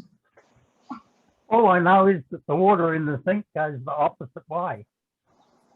The water sink drains the opposite way. Our drains one direction, your drains in the other. Yeah. Yeah, magnetism. I only knew that because I had to do a paper when I got out of physics class in college about Coriolis effect, I believe they called it. And I didn't believe it. I had to call somebody in South America and ask them, you know, can you go run some water? And the guy, I saw a demo on YouTube that showed somebody that they were demoing right on the equator. And they set the pot on one side and poured water in the little thing they had on top, and it went one direction.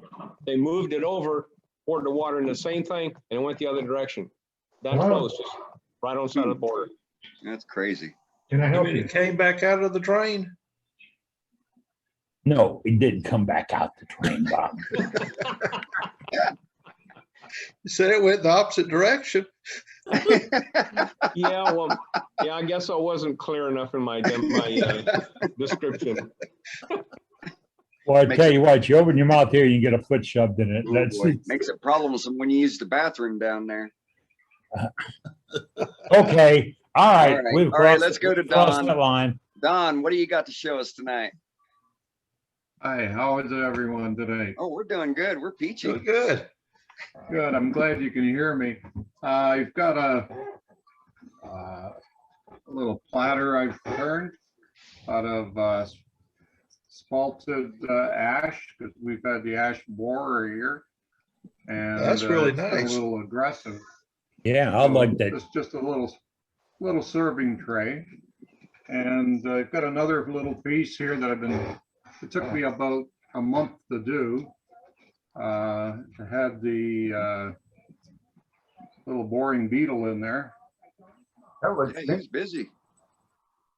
And that's really pretty. It was bored out through an 1 1/8 hole. So, and it's 14 inches in diameter. So it's kind of interesting how to clean the inch, to go in and go 90 degrees, 7 inches. So I built a tool to do that. And this is a tool that I had made for another piece that I was doing, that I go in 1 inch.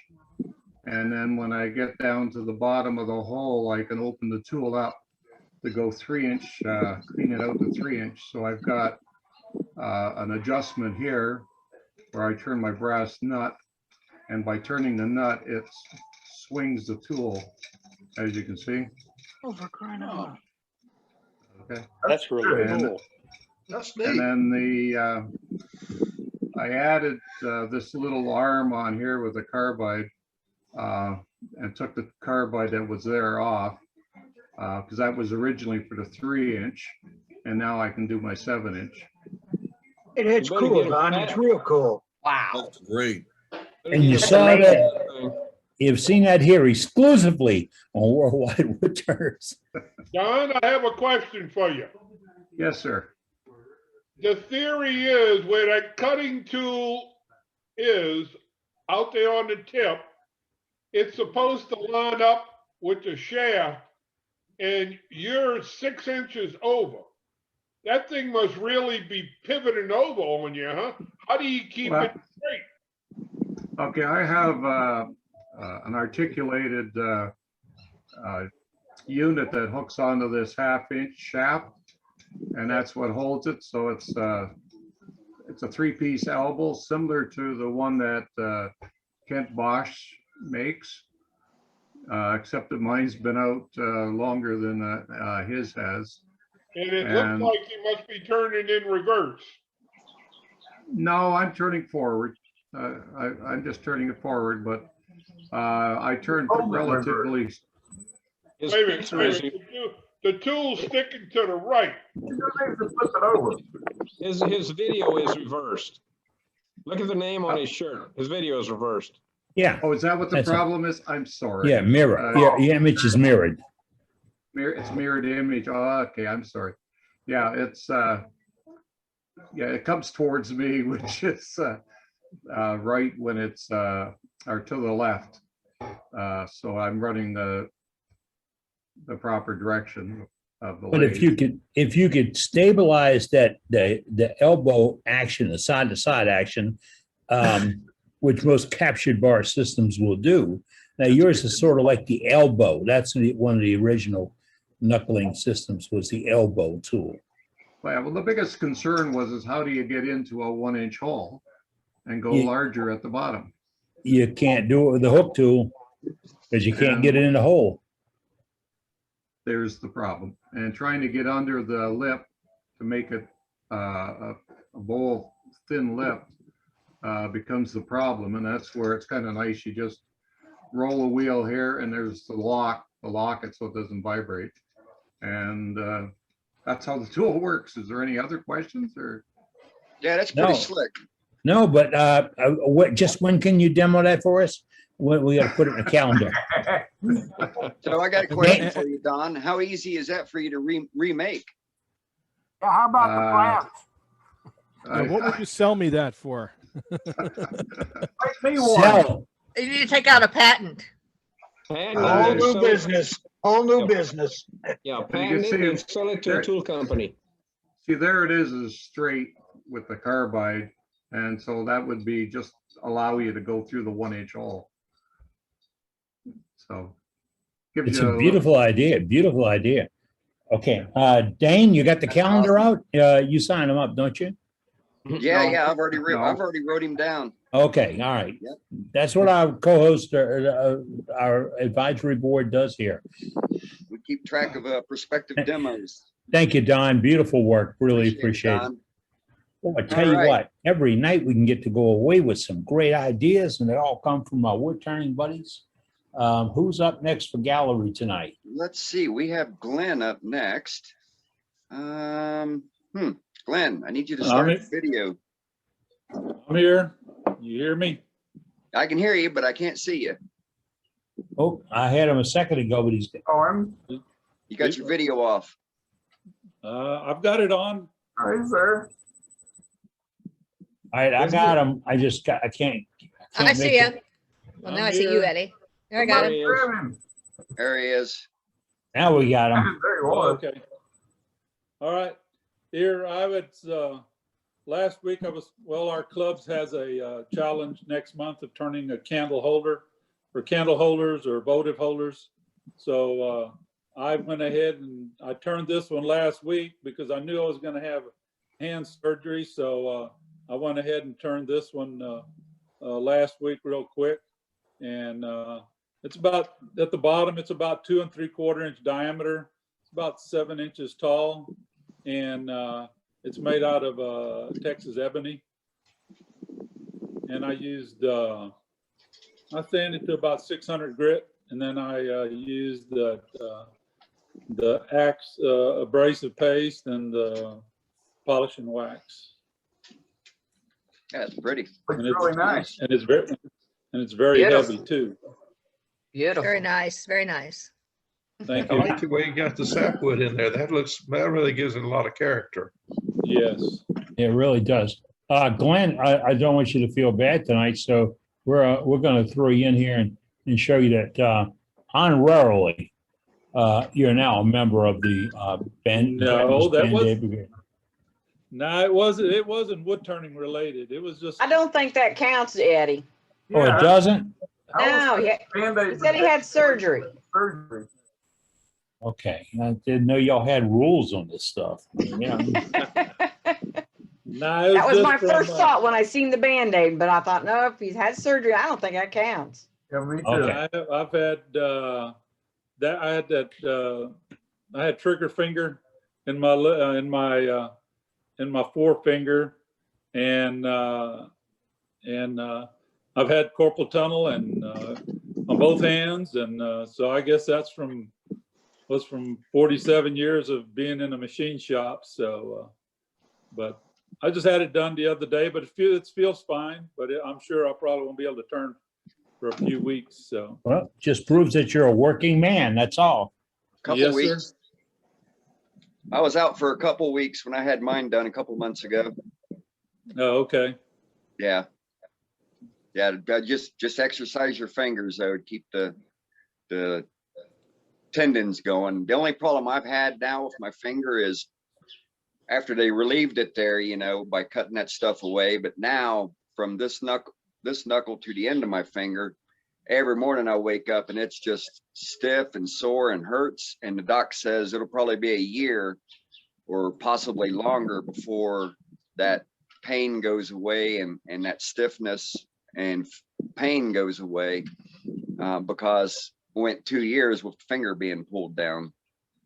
Yeah. Well, I've had back in 2018, I had the carpal tunnel and trigger finger on both hands done, and in the mornings I wake up and all my fingers are stiff.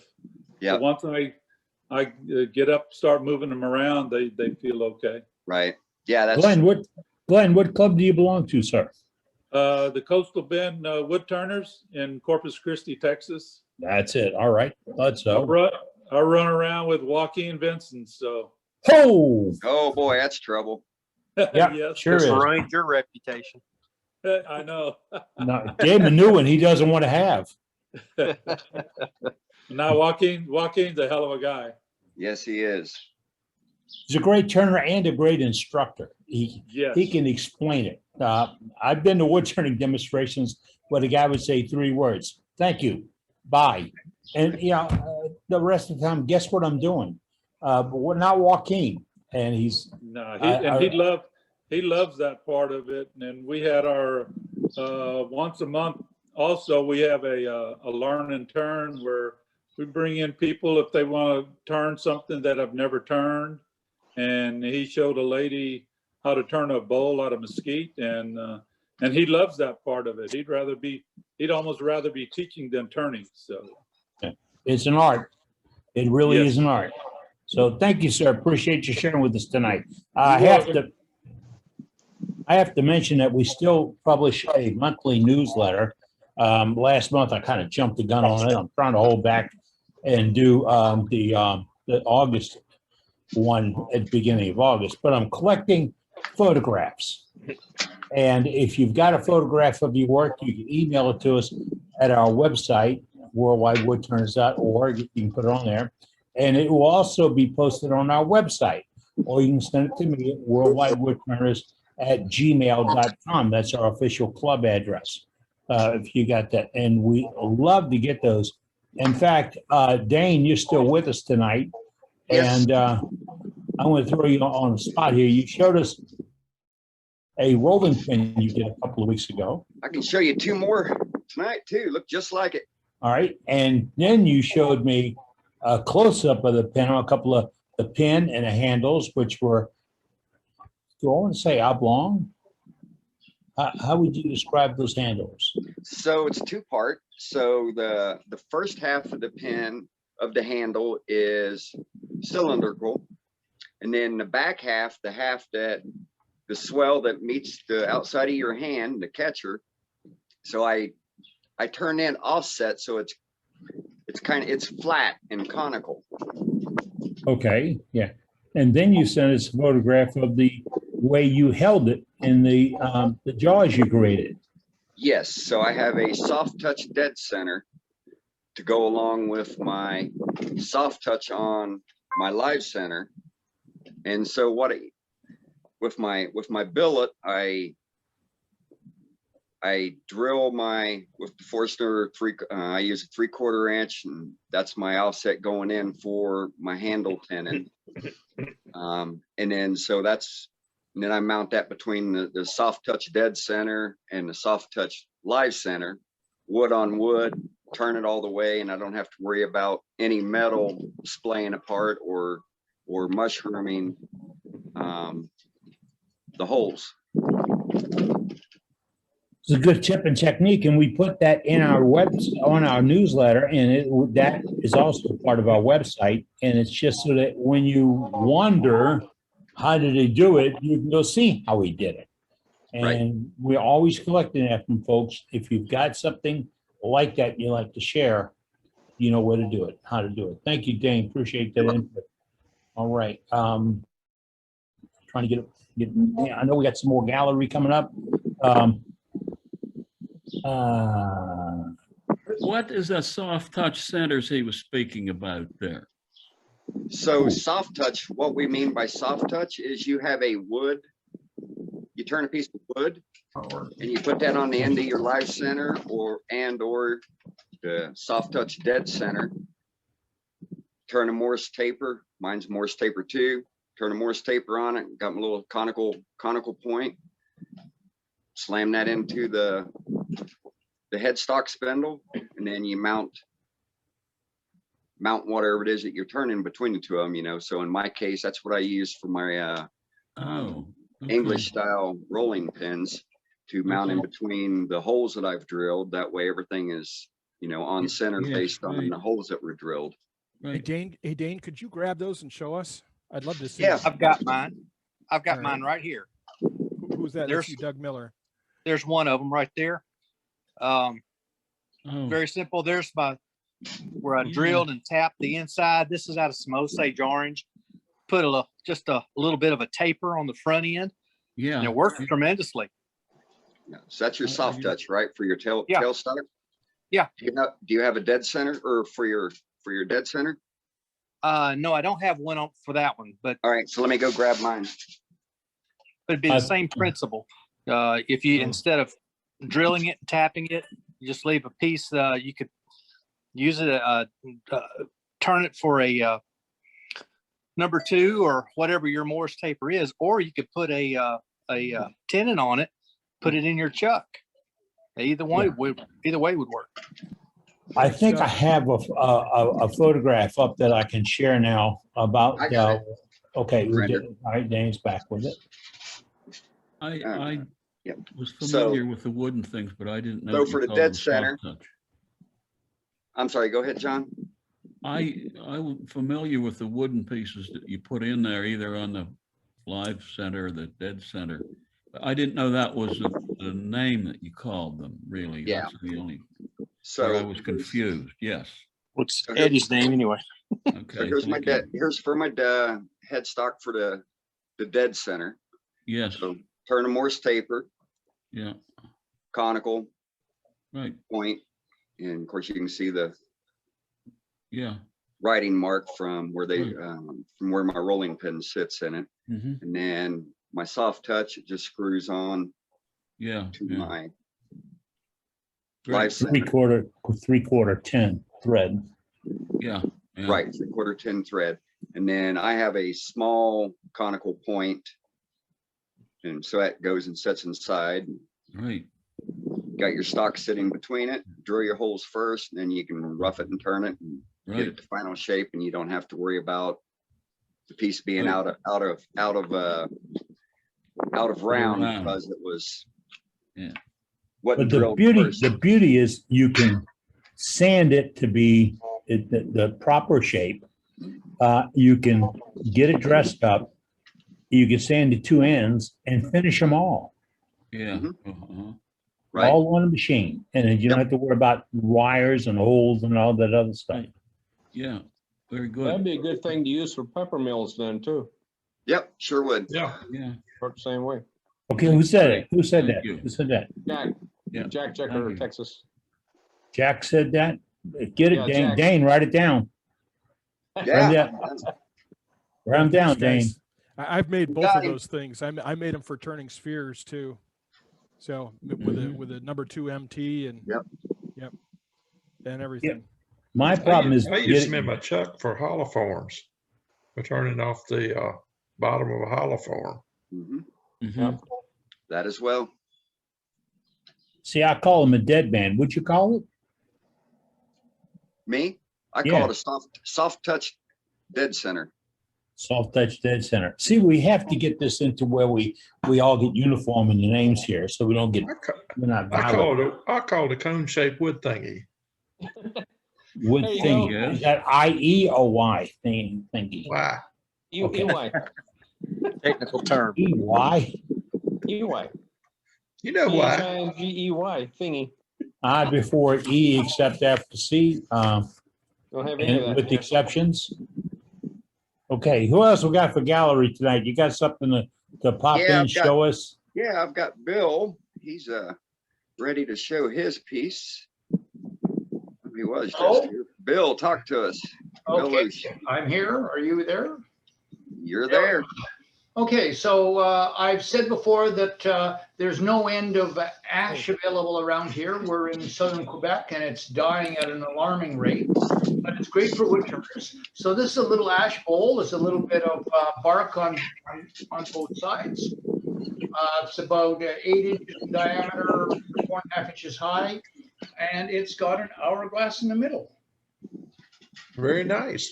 Yeah. Yeah. Beautiful. White on poly, finish, recessed bottom, and maybe half-inch thick. Nice. Very nice. I love the color. I really do. Mhm. Beautiful wood. Yeah, yeah. Very good. Thank you, Bill. Appreciate your input Right. tonight. Just got a and it's- message that came through. It looks like Gary in Oklahoma has something he wants to talk about on a knurl. Gary, go talk ahead. to us. Okay, somebody wake up Gary. There he is. Gary, you're on. I'm Gary. Wrong Gary. Wrong, Gary. Wrong, Sorry. Gary. Gary, go ahead. Talk to us.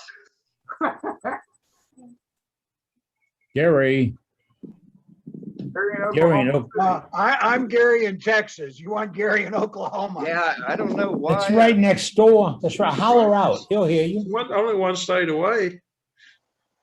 He's muted. Gary in Oklahoma. He's muted. I see him right there. But I'm trying to get There he is. Or his Oh, screen. there he that's is. his computer. He vanished. Well, All right, doesn't we'll appear get him he's back. on. You left the room. All right. Taking a bathroom break. Away from keyboard. Okay, we'll do that. AWK. Okay, well, let's go to AFK. Greg Bray. How you doing, Greg? Hey, I'm doing good. All right. I got a couple things here. Here's a little vase made out That's of, nice. it's made out of curly maple. And With that much color in it, that's Did you bleach it? this is the bark. I left just a piece of the bark just to give it a little bit of an accent. I like that. It looks like it's see-through. I like that. I do too. And Yeah, it's, that's cool. actually, Beautiful. it Like had a a little bit window. of ambrosia maple in it. You know, the ambrosia beetle in it Yeah. also. what kind of finish do you have on it, Barry? I sprayed it with lacquer. It's got about 5 coats. Okay, And it's really then- nice. And I got Rattle a, can? what'd you say? Rattle can? Yes, it was. Yep. And then I've got this little piece. It's a little pedestal dish. Oh, nice. Yeah. I like the small That's a stuff. Sweet piece. Wow. Very nice. Natural sweet. edge. And it's made out of holly. Holly? Yep. Yeah, very nice. Holly's a Pretty very good- finish on that. And I sprayed it with lacquer also from a rattle can. Yeah. Very All nice. right. Thank you. Greg. Appreciate you sharing that with us tonight. Rattle can lacquer. Boy, it just sounds like Doug Miller at work there for a minute. All right, who else is up tonight with gallery? It's about 8 minutes after the hour of 8 o'clock. Here's the fair warning, folks. At 9 o'clock, we pull the plug. So if you'd like to chat about something, chat about it. Now, this isn't just gallery. This is if you want to show something, ask a question. The reason I went to Dana a few minutes ago was those pieces that he made to hold it, to turn that Rolling pins. rolling pin. That's shop made. You can make that and it'll work on your lathe, and it's your tool. So don't miss it. The great instruction. I started with the soft touch 15 years ago on my tailstock, on my live center, because I couldn't afford to buy the things that they sell that'll have that. So then I got to looking, and somebody said, try a tennis ball, try a golf ball. It didn't hold up. Then I said, try a piece of wood. I went down to the hardware store, found a 3/4 10 tap, came back, drilled a hole, tapped it out, put the piece on there, happy as can be. And I believe it's great for the live center. You know, when you hold it a piece and you think it's got a little vibration to it, and you want to bring the center up and still work on it. Well, if you have a soft touch and you bring the soft touch up, if you hit the soft touch with your gouge, it's wood. No harm. No harm done. And if you want to shape it, put a flat or a cup on it. Who said they do balls or oval spots? When I do spears, I have one that fits on my headstock and one that fits on my tailstock to hold it, so you can get them down uniformly round and sand. It's a spear, it's supposed to be round. How do you hold it? That's how you hold it. That's where a little piece of mouse pad, little chunk mouse pad comes in handy for that. Because you can cut this to fit in your cup and press your ball against it, and even with the finish on it, won't get hurt. And you don't need a mouse pad anymore. Everybody's got those little things on a mat. So, all right. I do. Hello? Brenda, you still got a mouse pad? I think I Brandon still use Frank one. is- They are hard to find these days. Mine looks like this. Right. I don't want the cables. Eddie, I believe Gary is back at his computer now. Gary, you back again? Yes, I am. I went across the street to have another guy help me tomorrow morning get some more of that hackberry that I showed earlier.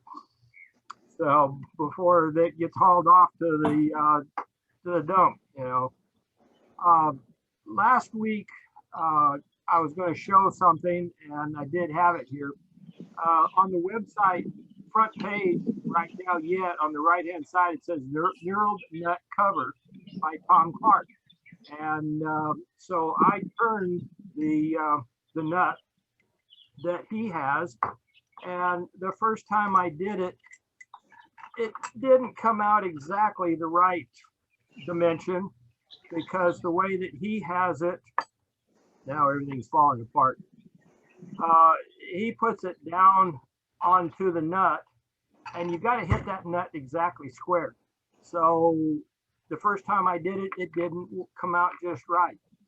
So I thought, well, there's more than one way to skin a cat.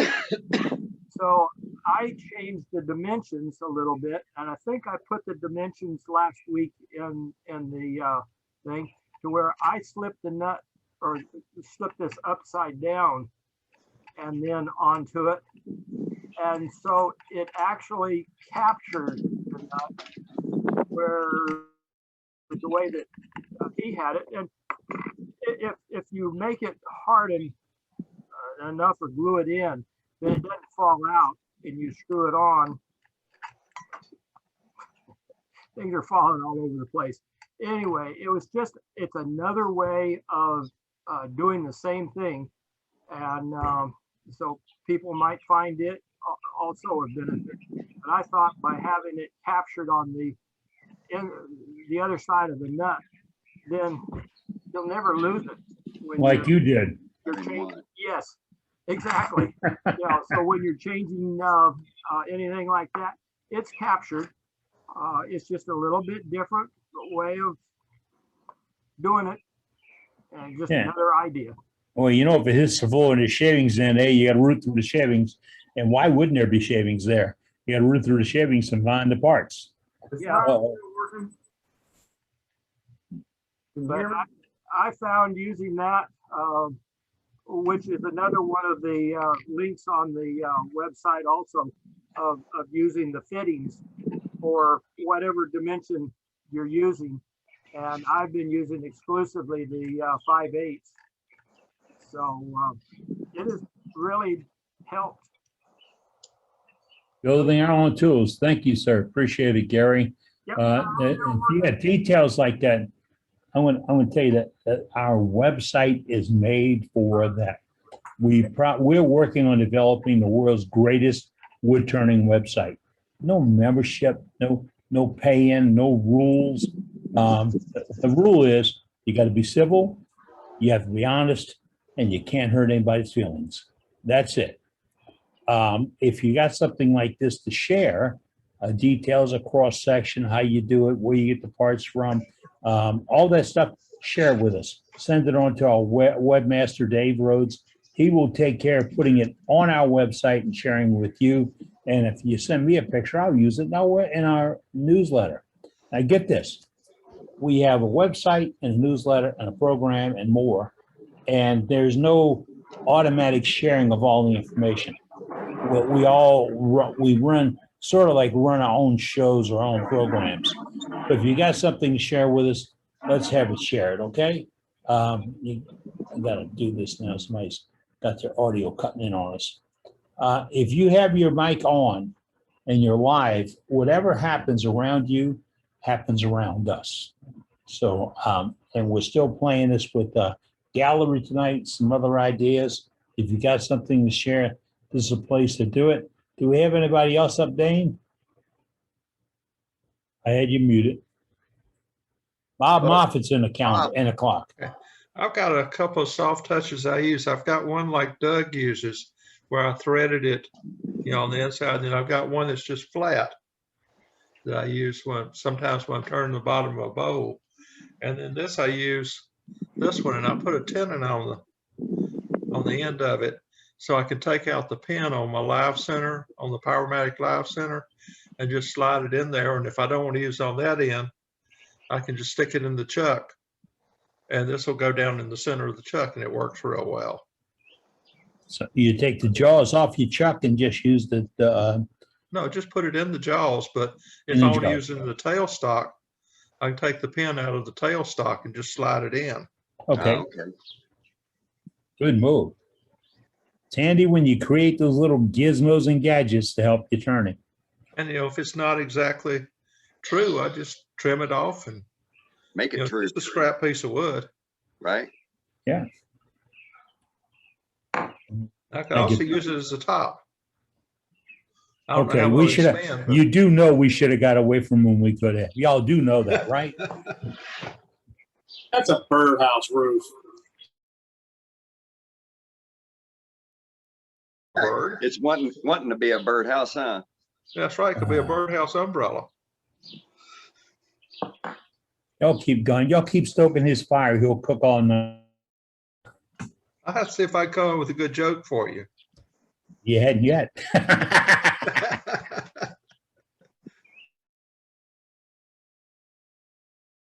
Gallery items. All right. And folks, we don't want to be abusive to you. We are fun. We're sitting on a tailgate of the truck out in the parking lot. We're talking wood turning. You're invited to do so. Just join in. Join in whenever you can. You have a question? I learned a long time ago, there's nothing that's a dumb question. It's a dumb asker to wait to ask. My dad had a saying, but we're family radio or television, so I can't do it. But here's the deal. If you don't ask, you'll never know. I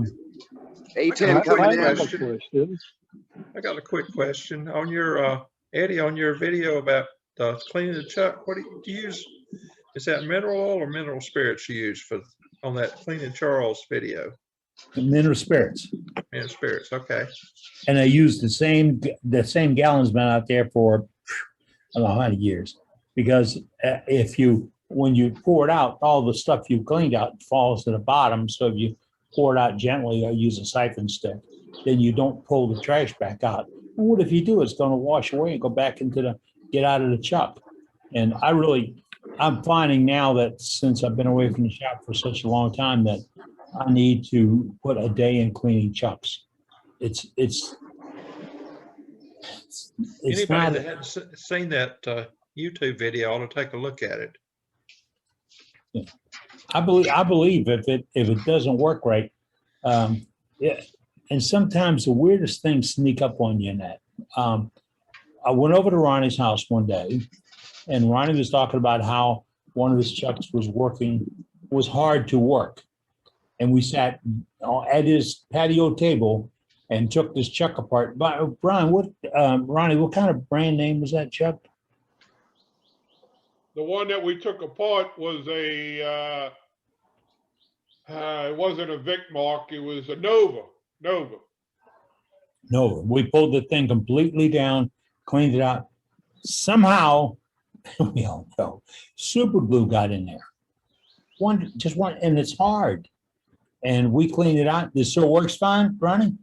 It works great as long as you keep the CA out of it.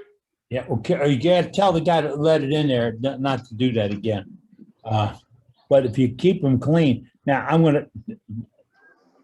I don't like doing promotional commercialism, but some things work great and some things just, how do you say it, technical term, suck. If you're using that blue and yellow can of spray stuff on all kinds of things in your wood turning, you're adding oil that will attract dust, which will attract grime, which will attract everything else. So that is not the lubricant.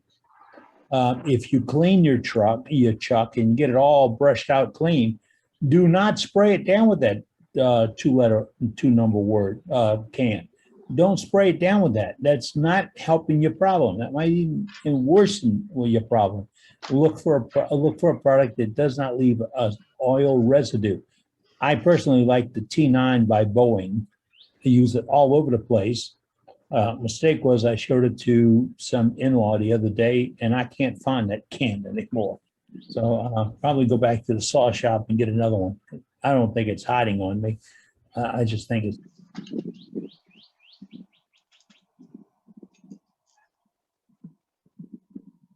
You're muted, Eddie. All right, there we go.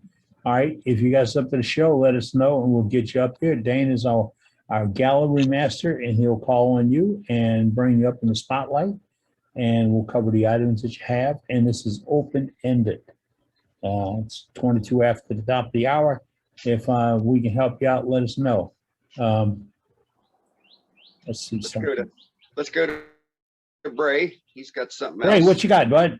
Yeah, I had this student that I've been working with for about 4 months, and he come out of the house the other day and gave me one of the things that he had turned, and it may be original. It's a fishing reel. That's nice. And look at the detail on this is just incredible that he has done. I mean, and he's only touched the lathe for 4 months. What? You're a good teacher. Very good. It was just incredible. I said, man, this is awesome. Now those knobs are done offset. Yes. Nice. Yeah, you know, and the reel actually turns. You know, it's just I thought it was really amazing, and it may be original because I don't think I've ever seen a fishing reel turn on a lathe. And the guy's name is Dennis Yates, and he's from Kentucky. Dennis, I hope you join us in our program here, because you're the kind of turner we want to see. That is unique. That's gorgeous. I think you need to nickname that guy Zebco. No, it looks better than a Zebco. Yeah. That's true. That's true. Yeah. All right. Very good. We got to hold Bob back from that too. That is, you know, somebody just said that's a real competition piece. It's impressive. That came from Land Brady. It is. That is the kind of art that only great wood turning can bring you. And this guy just starting out, I mean, and he's already doing this kind of stuff on his own. You know, I worked with him 4 months ago. I've worked 2 classes with him, and he's up and running. He just, he's got it. I'd like to see him on a program. If you invite him, tell him. I tell you what. I thought he might be here tonight, but he's a very avid fisherman, and he's at Kentucky Lake fishing. Oh, dog, that's a beautiful place to go fishing. All Yeah, right. it is. Yeah. Thank you, Bray. Appreciate the input tonight. And that Can I ask a question real quick? you sure can, I haven't, 501. I haven't seen anything on the wet stone type sharpening like the Tormac or the what's the other one that uses a water bath stone? Well, Delta makes one. Delta makes one. Grizzly makes one. Shop Fox makes one. I think I counted last month. There was 8 available. Tormac. Are you thinking of Tormac? I have a Tormac. It was given to me for Christmas about a dozen years. Oh, well, almost 20 years ago. Yeah, I did a video on it on my video channel, but yeah, it's something we got to cover. We'll do a workshop on it. That's what the tool tips is all about. So we'll do that. We'll get one generated on wet turning, and there's a couple of other systems, older systems that are available that will do not exactly, but pretty darn close, and for a lot less money. My Tormac set us back a good bit. My wife used a big chunk of my Christmas bonus to get it from me. But hey, she asked one of my turning buddies, Charlie, what would be really great for Christmas. And thank you, Charlie. He took care of me on that one. By the way, for anybody that has a Tormac, Wood Turner's Wonders makes a CBN wheel for the Tormac. Wood Group makes it? Wood Turner's Wonders. Okay, Wood Turner's Wonder. Yeah, they make a CBN wheel for the Tormac. All right, thank you. I bought the fine from Japan, and I sharpen a lot of scissors for the Sewing Queen. It was not coarse enough to do the scissors. I still have it, but scissors have to have a burr edge, and you have to too fine, it gets too sharp. Mike Keyball put a note in the chat that says $168. Mike, what's that for? What's 168? Did I miss a note someplace? And Yeah, Doug I've got a wind sharpening system, and it was $168 on Amazon, and it's similar to the Tormac except way cheaper. So, yeah, and I like it. It's a little bit safer than grinding on a 3,500 RPM, so you don't heat it up. Takes a little bit longer, but I'm new at this, and so it's doing a good job for me. Good. Appreciate you sharing that with us. And can anyone tell me their experience with a Rikon lathes? Doug Miller in Kentucky's asking that. Can anyone tell me their experience with a Rikon lathe? All right, who's got one? I've got a club. I'm in a club. We've got 10 of them, and we've had real good success with them. We hadn't had any problems with them. Your club has 10 plates for club workshops and meetings and things like that? Yeah, and we do workshops and stuff. And do you have a spare? Do you have a spare bedroom? Go ahead, Eddie. Do you have a spare bedroom at the house? I mean, I'm sure, 10 come lathes. on. 10 lathes. Wow. Be a big club.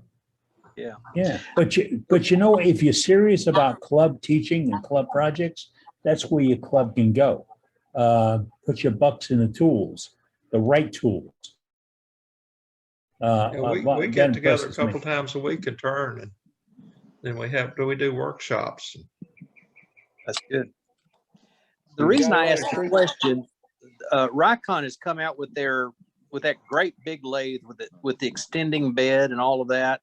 And it's new lathe. I know that. So not a lot of people have used it. I've not known anybody that had a Rikon lathe. So I'm just wondering, how they seem to hold up and how they work. We've got the 12-inch lathes, and they've been fine. I'd like to put a shout out in for the Rikon service. The variable speed control on my Rikon was acting up a little bit And all they did was ask me what color the box was. And they sent me a replacement part that all I had to do was fit it in there and it worked well. So good service, lathe 10 years old and doing fine. That's what I want to hear. Doug, I've It's- had one for about 10 years, a little mini Rikon that I pack around with me, and it's really gave me good service. That's good to hear. And the Louisville Woodcraft store has one of those big ones on the floor. Have Yeah. you seen it? I saw it. In fact, I saw it yesterday. I was there, Yeah. and they still don't have it powered up. They won't have it powered up until they get that extension. They're going to be able to power it up then, and that's really what I want. I want to see it powered. I'd like to see, you know, a 15, 20-inch piece of wood stuck on it. See what happens. Well, we're supposed to start classes back up there in about maybe 2 months when Right. they get that extension back up, and they're supposed to run some power over to them to be able to power them up. Right, right. So- I can't remember the fellow's name. The new manager, he was talking about it with me yesterday while we were in there. Yes. So I'm excited about it. And you know, someday maybe my ship will come in and I'll be able to upgrade. And I think that's the lathe I'm looking toward. It's a beast. It is. It's massive. Yeah, I saw one in the Queensport store. That's a nice lathe. Yeah. I was You can really turn trees impressed. on that thing. Yeah, I was really impressed when they come out with that one. Yep.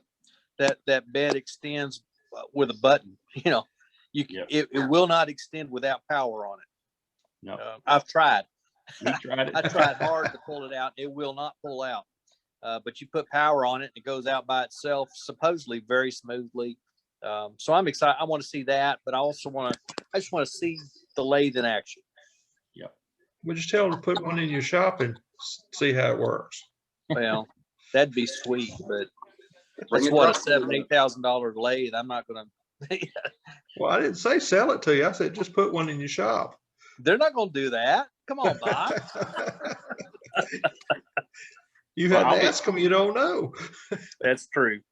Hey, I'll be Doug, I'll be picking the lathes out for that classroom, and I'll tell him to put that one over there.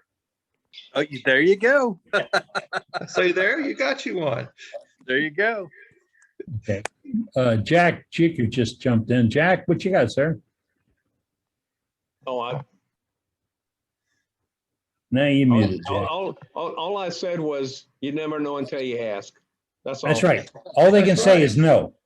You know, we live in a fair country. You know, they can just say no. I worked for a man one time, president of a corporation, and he said you can never go wrong by asking. Yeah. You know, because at least they'll know what your intent is.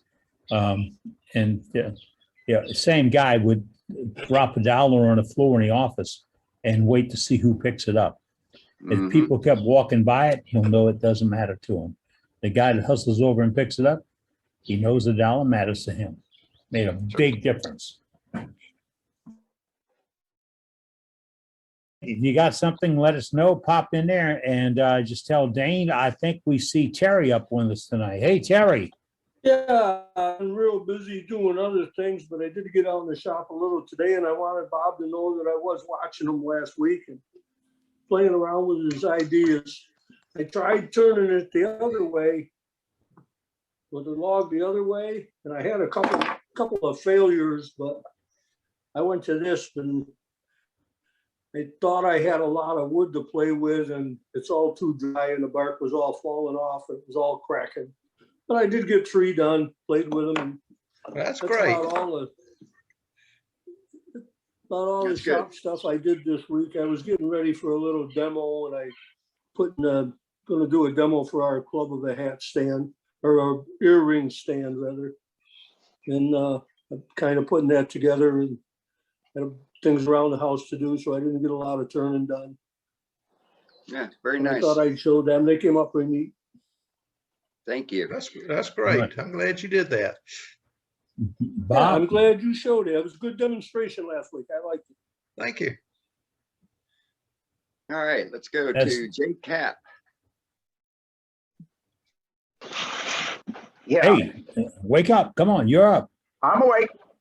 All right. Here's some little birdhouses that I made, and they're made out of 7 different kind of hardwood from Pennsylvania. These are going to go for a silent auction in November.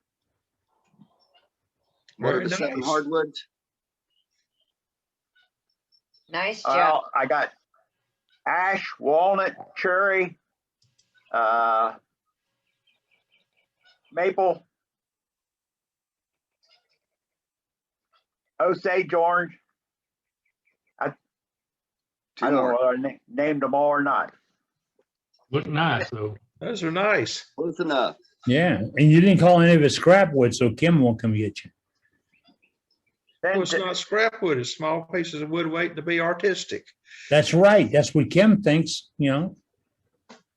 my son and I go to the dump where they take in limb wood and so on. And I was up there the other day and I found a piece, I think it's lilac.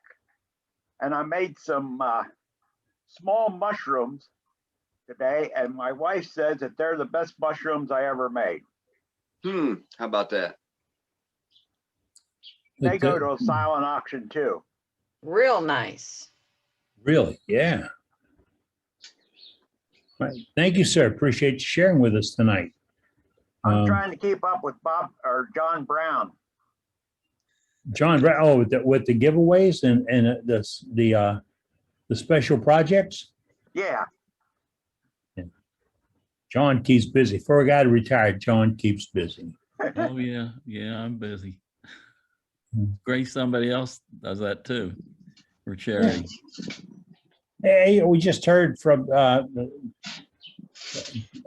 of our members down here locally. You know, they asked them to back off on the wig stands at the hospital is bringing them to. You know, we could probably find another hospital. We probably can. So if y'all turn on a wig stand, there are people out there who need them. We'll find a place for them. And that's what this is all about. What you turn, you share. So it's a little bit after the bottom of the hour. We got 24 minutes left this evening to talk wood turning. If you're in the pack, jump on board. We'd love to hear from you, see what you've been turning, answer your questions, give you guidance. The Rikon Lake has got me. I wanted to stop and go look. Is it on their website? The big Rikon. Bob? It should be on the Woodcraft website. On Woodcraft website, yeah. Yeah. It's impressive. Yeah. I think it gives Robust a run for their money on it. Really? Yeah. I really like Robust. Yeah, It's this on Rikon's Rikon is, website too. yeah, it is. It's a beast. It's got a lot of cast iron to it. It's beautiful. And that's what we here to share. If somebody can do a little pop-up presentation, you know, on the share screen with the pictures and tell us more about it. You know, we could even get one of the folks with one of the distributors to help us with that.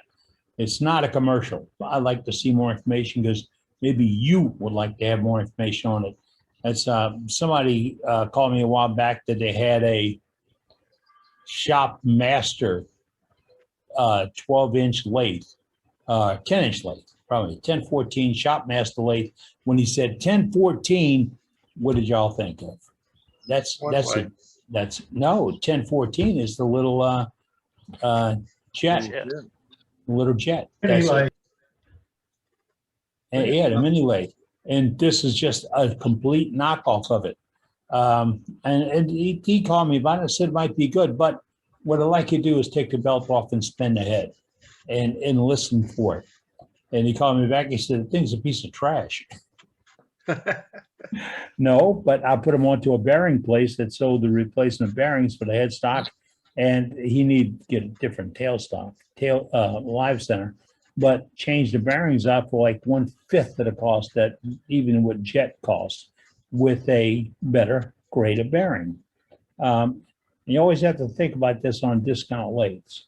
Where did they pull the money out to discount the lathe? You know, they have it out of there someplace. They either cut back on the motor, they cut back on the bearings, they cut back on the controls, or they made it proprietary where they only win when you lose.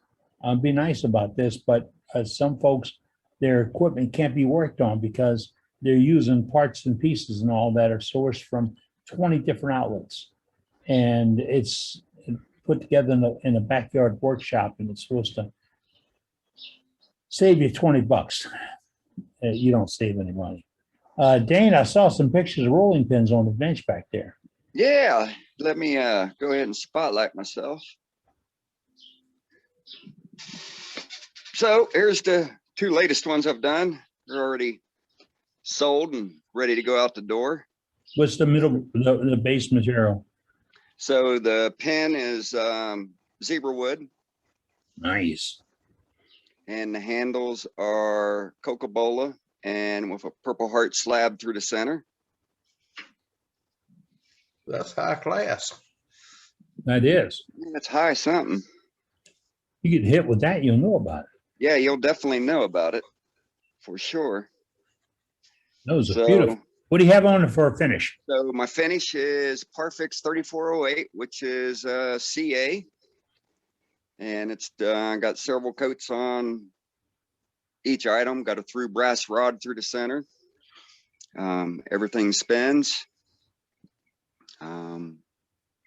Client's really looking forward to getting them. One of them's a gift for one of her friends, and she's got a really special friend because she buys a lot of stuff for me for her. But yeah, so the pin's 12 3/8 by 2.5 inches in diameter. The handles are 4 inches here at the grip, 5 inches overall, 7/16 at the swell at the center here, 1 3/8 here on the side where the big swell comes in, and down to a 3/4 inch tenon that goes inside the hole, the 3/4 inch hole. And then out here on the ends, it's 1 3/8 of an inch by 3/4 of an inch. How'd you drill the hole through? How'd you drill the hole through the block? Through the block. Starter hole,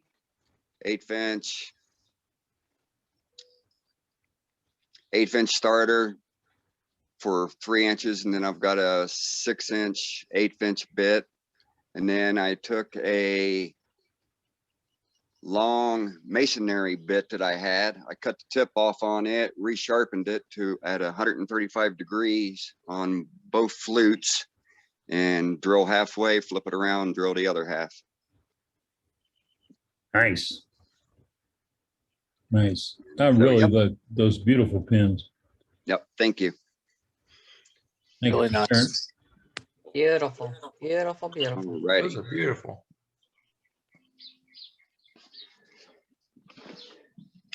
I like making them. I like seeing them go out the door too. There you go. Yeah, exactly. They look nice. Yeah, and that's what we're here for, to share some. That's why I asked how you drill it, because some folks will get confused on it and they go buy a 20-inch bit, flat bit. You know, the thing a handyman will drill through a 2x4. That's not what you're looking for. You need to keep the line of the drill bit straight. So he said drills a 1/8 inch hole. If you overpower that drill, you can hook that hole. It'll keep drilling, but it'll be a hook. If you moderately power it, you can drill that hole down to your baseline. And once you get that one in, the next one you drill makes another sleeve for the next one you drill, which makes, you know, and it keeps going. And I do drill it on my lathe, not on the drill press. I was going to ask you that because that's where I'd be. I'd be right on. I drill those ink pen blanks with a 5/32 drill bit, and I can drill the whole blank out. I never get that walk out the side, no. And I'm not. The bit is in my lathe, the wood's in my hand, and I'm self-feeding it, but I can feel it feeding. And with that, then I get a little bit of a bind to back out and clear the drill and go back in again. And that drill bit will never, ever touch metal. Right. It does, I throw it away because it won't work anymore. And so the reason why I used the masonry bit was course, I had both. And as I'm feeling the flex in the regular black oxide drill bit, there was far more flex in the drill bit as opposed to the masonry bit. There I got 0 flex in it. Okay. And so, like I said, I lopped off the end of it and reground the 2 flutes at 100 to 135 degrees, and no walking, at that angle, and then just take your time taking it all the way to rest the way through. No walking because it's in a bore sleeve. That's what that is, the bore sleeve. And if you had one 3 feet long, you could do it 3 feet long. Sure. But it's if the bore sleeve is there. All right. Anybody else got anything for gallery up tonight? I see we got some items that Lan Brady put up, that Woodcraft 30 by 40 VSR lathe with the sliding bed Rikon is in our chat. Oh, if I hadn't mentioned, folks, if you go to our chat, right at the bottom right-hand corner is a little square with 3 dots. You click on it, says save the chat. That chat's being saved on your computer. But Dave Rhodes does the same thing each week. And he saves a chat, not on his computer, on our computer, on our website. So whenever you're looking for something like that, it's going to be there. And Dave, I record the program, and Dave records the program. We get the excerpts we need out of it. It doesn't cost anything for us to allow you to record the program. If you wish to do it, you have to put it in the chat, and we'll see it. And one of the co-hosts and myself, the co-host is our advisory team, can go ahead and make you available to record. It costs us nothing. We have one restriction. It's our website. It's our program, not there for commercial benefit. So don't use it for an advertisement. Don't use it to promote a product. Let's keep it civil, keep it fair, and we'll all gain from this thing. We will all gain from it. That's why we're here. Got 14 minutes to cover gallery. If you got them, let's talk about them. I want to show you something right quick. I found a new use for the soft touches. You put 2 of them together, and you got you a bird. I told y'all, you soak his fire, he'll burn all night. Hey, Bob. Yeah. There's not a member here that don't look at a birdhouse and think about you. Guaranteed. Hey, Bob. Uh-huh. I don't know if it's the name or not, but we have another guy at another wood turning club, and his name is Bob too. But you can't look at a toilet plunger without thinking about him. He made that birdhouses. He made that thing a work of art. He really did. And threaded the insert where it threads out into. I think he made his own threading jig to do I that. took a pencil and put the entrance hole in there. And I got asked the other day, why don't your entry or your perch holes line up with the hole that the bird goes in? Well, sometimes they do, but that's so they can lean around and look. Mama can lean around, look inside, and see what the kids are doing, and the kids will know she's looking. Well, it's a whole lot easier to draw an off mark than on mark. So, thank you, Bob. Appreciate it. Building a birdhouse out of leftover materials from the program. Well, small unused pieces of wood waiting to be works of art, not leftover materials. That's a great definition of it. Yeah, because there's no such thing as scrap lumber. I had some 2x6 on the side of the house that I picked up from a construction site, and I just tossed it over on the side. It's not there. I didn't use it, but it's not there. And it might be a sore subject to bring up because it is scrap wood. Yeah, that's what some folks call it. And by the way, those wig stands can be made out of 2x4, 2x6 lumber, and it qualifies you for the 2x4 club. And the 2x4 club is anything you turn out of building material. I know everything's building material. We're talking about common dimensional lumber that people will buy to build an addition on a house or build a new house or whatever. I know it's like gold nowadays. You're not going to find a lot of it, but pick up that gold when you see it. It does come in handy. And we'd like to see more from that 2x4 club. Anytime you've got it, anytime you have it, we'd like to see you, the work you do.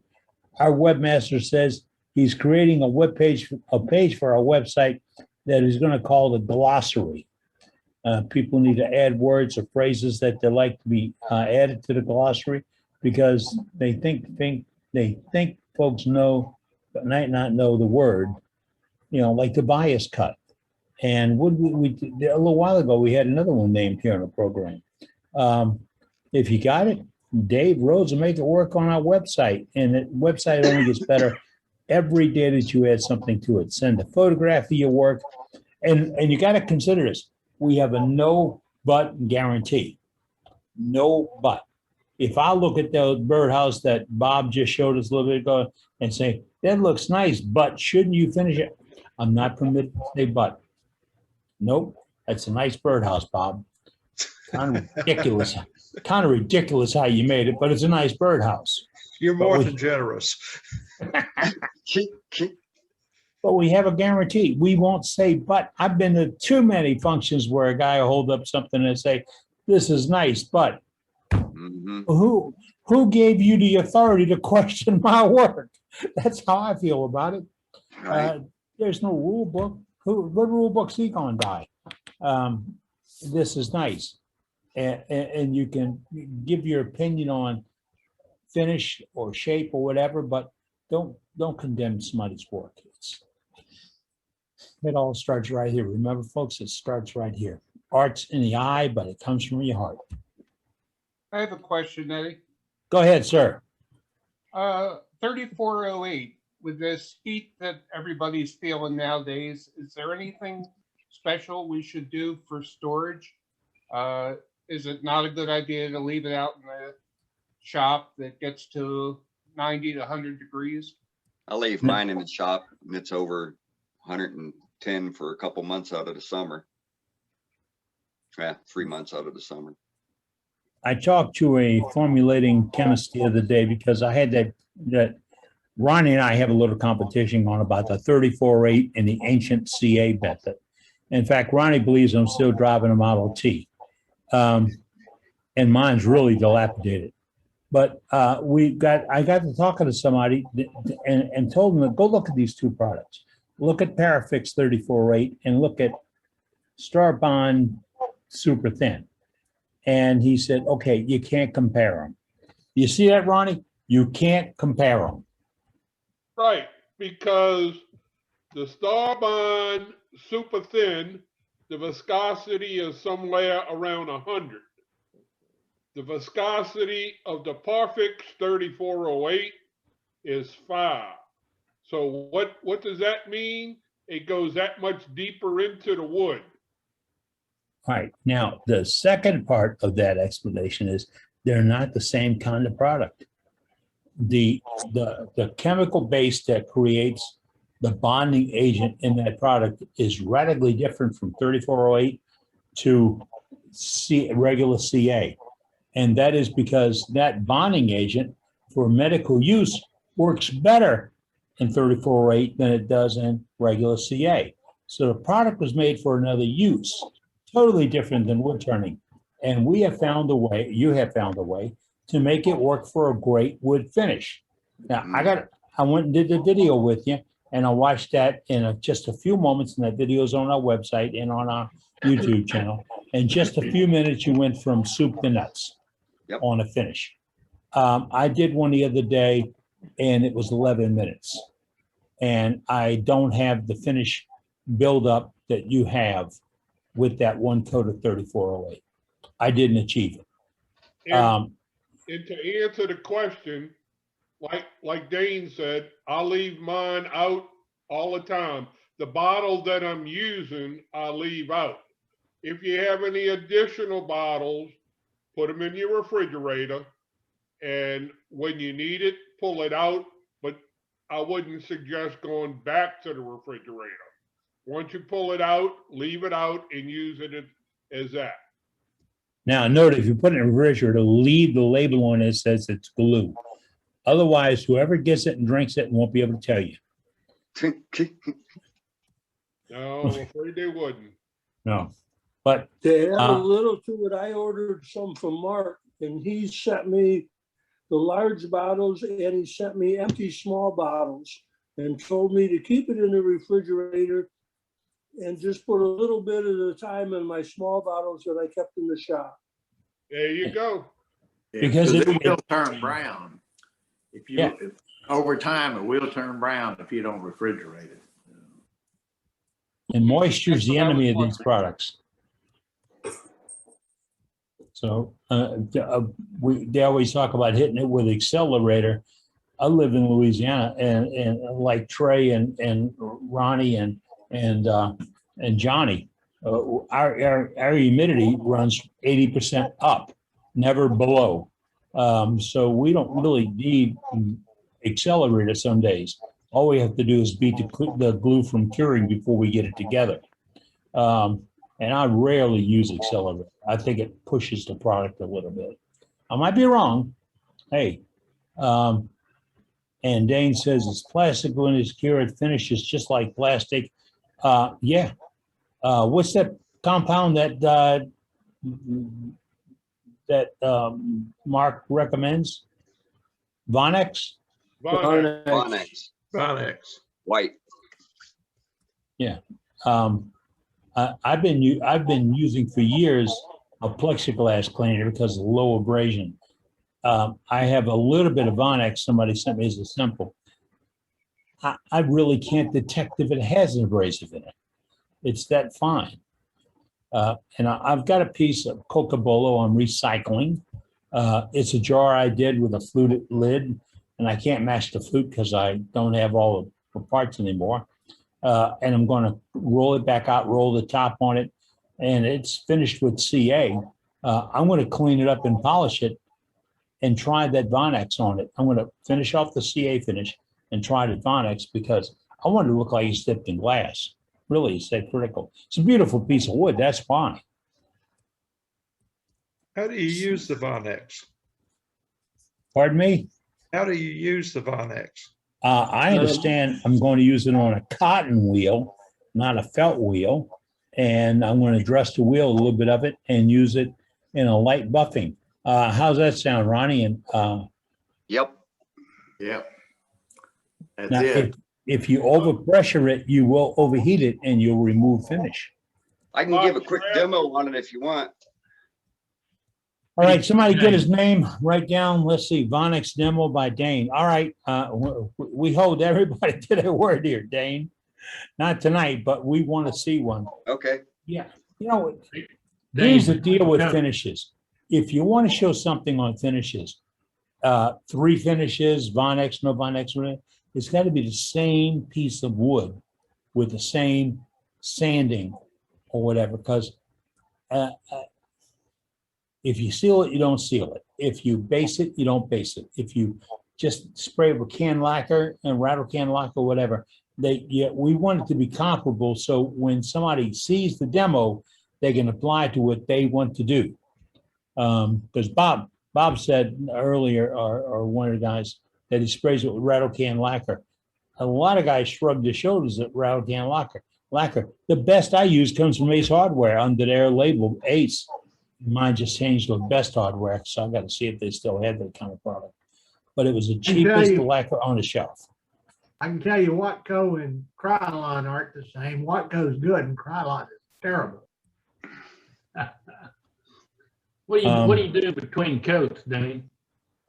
Between coats of putting the Parfix on? Yeah. I put 2 coats on and then I'm done. Then I hit it with the Vonex. No, there's no sandpaper touching that Parfix. No Brillo pad or anything. You just no. Well, you had time to get any crud off because you got time to work it. True. Well, the crud's already off. Yeah, but I mean, all you're doing is putting a nice little layer on, and then you wipe off any of the excess and you let it dry. put on You the see, the next. wipe off excess is where you would get wrinkles and stuff out. And Right, the trash would be, you work it out. So you are smoothing, you're putting a finished trowel on the concrete. right, because the napkin essentially is 800 grit sandpaper. Yeah. Cloth, I mean, not a cloth napkin, paper towel. Yeah, paper towel. Gotta be But yeah, bad. you flood the surface and you just run your napkin underneath it. And then you go back a couple times, make sure you got it all on there off the napkin. Then you wait about 30 seconds, then you go back on with a clean napkin and wipe that stuff off, the excess. And you can use the accelerator or you can just let it dry. Me, I just let it dry. Then I'll What add my brand, next what coat. brand paper towel? Does it make any difference? I've been, so I use Costco's, which is essentially a bounty towel with Kirkland's label on it. Hey, it's an important question because some paper towels fuzz up and Yes. will leave lint on it. And so that is a very important question. I know you're Absolutely. laughing, but it's Yeah, important. no, but no, I got where you're going at with it because brownie towels, they leave fuzz. I use a blue paper towel from Home Depot. I do too. I used to go with the tissue paper, but toilet tissue, but Hey, Tom Ronnie? managed told me not to take any rolls of toilet paper to the shop. Hey, Ronnie, cost per between blue paper towel at Walmart and your paper towel from Costco, it's far cheaper through Costco. Really? Cost per towel. Oh, okay, all right. Something to think about. I used Not to if I use got, Spoken like not a if I true got, accountant. not if I got to pay an annual fee for it. Do what, Trey? Not if I got to pay an annual fee to get one roll of paper towels. Yeah, true. If you're not buying anything else, true. And I'd have to drive to another city to get there. So Mine's down the road. I know Mine- where yours is. I spent a lot of time in Tucson at the gym shows. So Yeah. Give you an excuse to come to New Orleans, Trey. Another thing you need to remember too is when you're using that paper towel, make sure it's folded up so there's like 8 layers of it. Otherwise, it just runs right through and sticks to your finger. You got the paper towel stuck to your finger. Put your gloves on too. Or if you put a glove on, Brenda, then you don't have to worry about it. Well, just fold the paper towel up and you don't have to wear gloves either. But I they use find paper towel. getting the paper towel off my fingers with my orbital sander works pretty good. Whoa. That might not be recommended. That's you Army guys are tough. I like the belt sander better. Hey, but what Brenda's talking about, so I've done that before, and man, that CA glue got hot real fast on my finger, and I was screaming like a little baby. And, what did I just do to myself? Don't stick it in your mouth to make it feel better. And see, and so that's another benefit with Parfix as well. You know, not only does it not smell or make the fumes, but it also doesn't burn like your typical super glues do when it's hitting a paper towel or you got excess on your application that you're putting it on. It doesn't do that hot burning sensation that you will find. It's a totally different chemical makeup. Totally different. Totally different. And that's what I'm trying to get the chemist that I spoke with the other day. I'm trying to get her to do this in Longman terms or explain it, but not get so technical. I had to keep reeling her in like, I don't understand that. Well, no. They say when you go to the hospital and get operated on, and they if they don't stitch you with sutures, they glue you with Parfix 3408. They say. Yep. Yeah, they didn't. They do a bad job. They use camo duct tape. Or y'all do know. Y'all do know. Nip a blood vessel and they can't get the blood to stop. They squirt that in there and seal it up. Okay, now y'all grossing me out. And I thought it was just Bob doing it. All right. Camouflage duct tape. Oh man. All right. Well, it's after 9 o'clock, folks. And we've been here a couple hours, 3 hours or more, talking wood turning, and had a couple of demonstrations tonight. Next week, we'll be back and we'll do more of the same thing. And if you'd like to see something in particular demonstrated, all you have to do is ask. Our website's right here on the screen, worldwidewoodturners.org. And if you want to send us something by email, it's on there too. I'm trying to get to the right site and I keep getting the bell, so I can't go there. But it's easy to get that. Let me see if I can.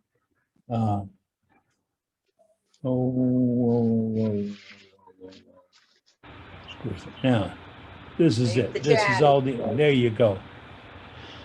There's the information that you need. If you want to email us, go check our website out, add something to our website, send us details on what you're doing, how you're doing it, ask questions, whatever.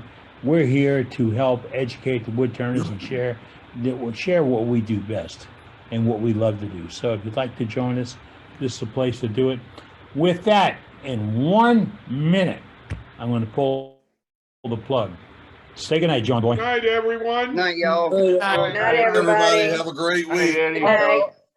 Have a good week. Have a safe week. Good night. Stay dry and stay cool. Good night, John Boy. Everybody think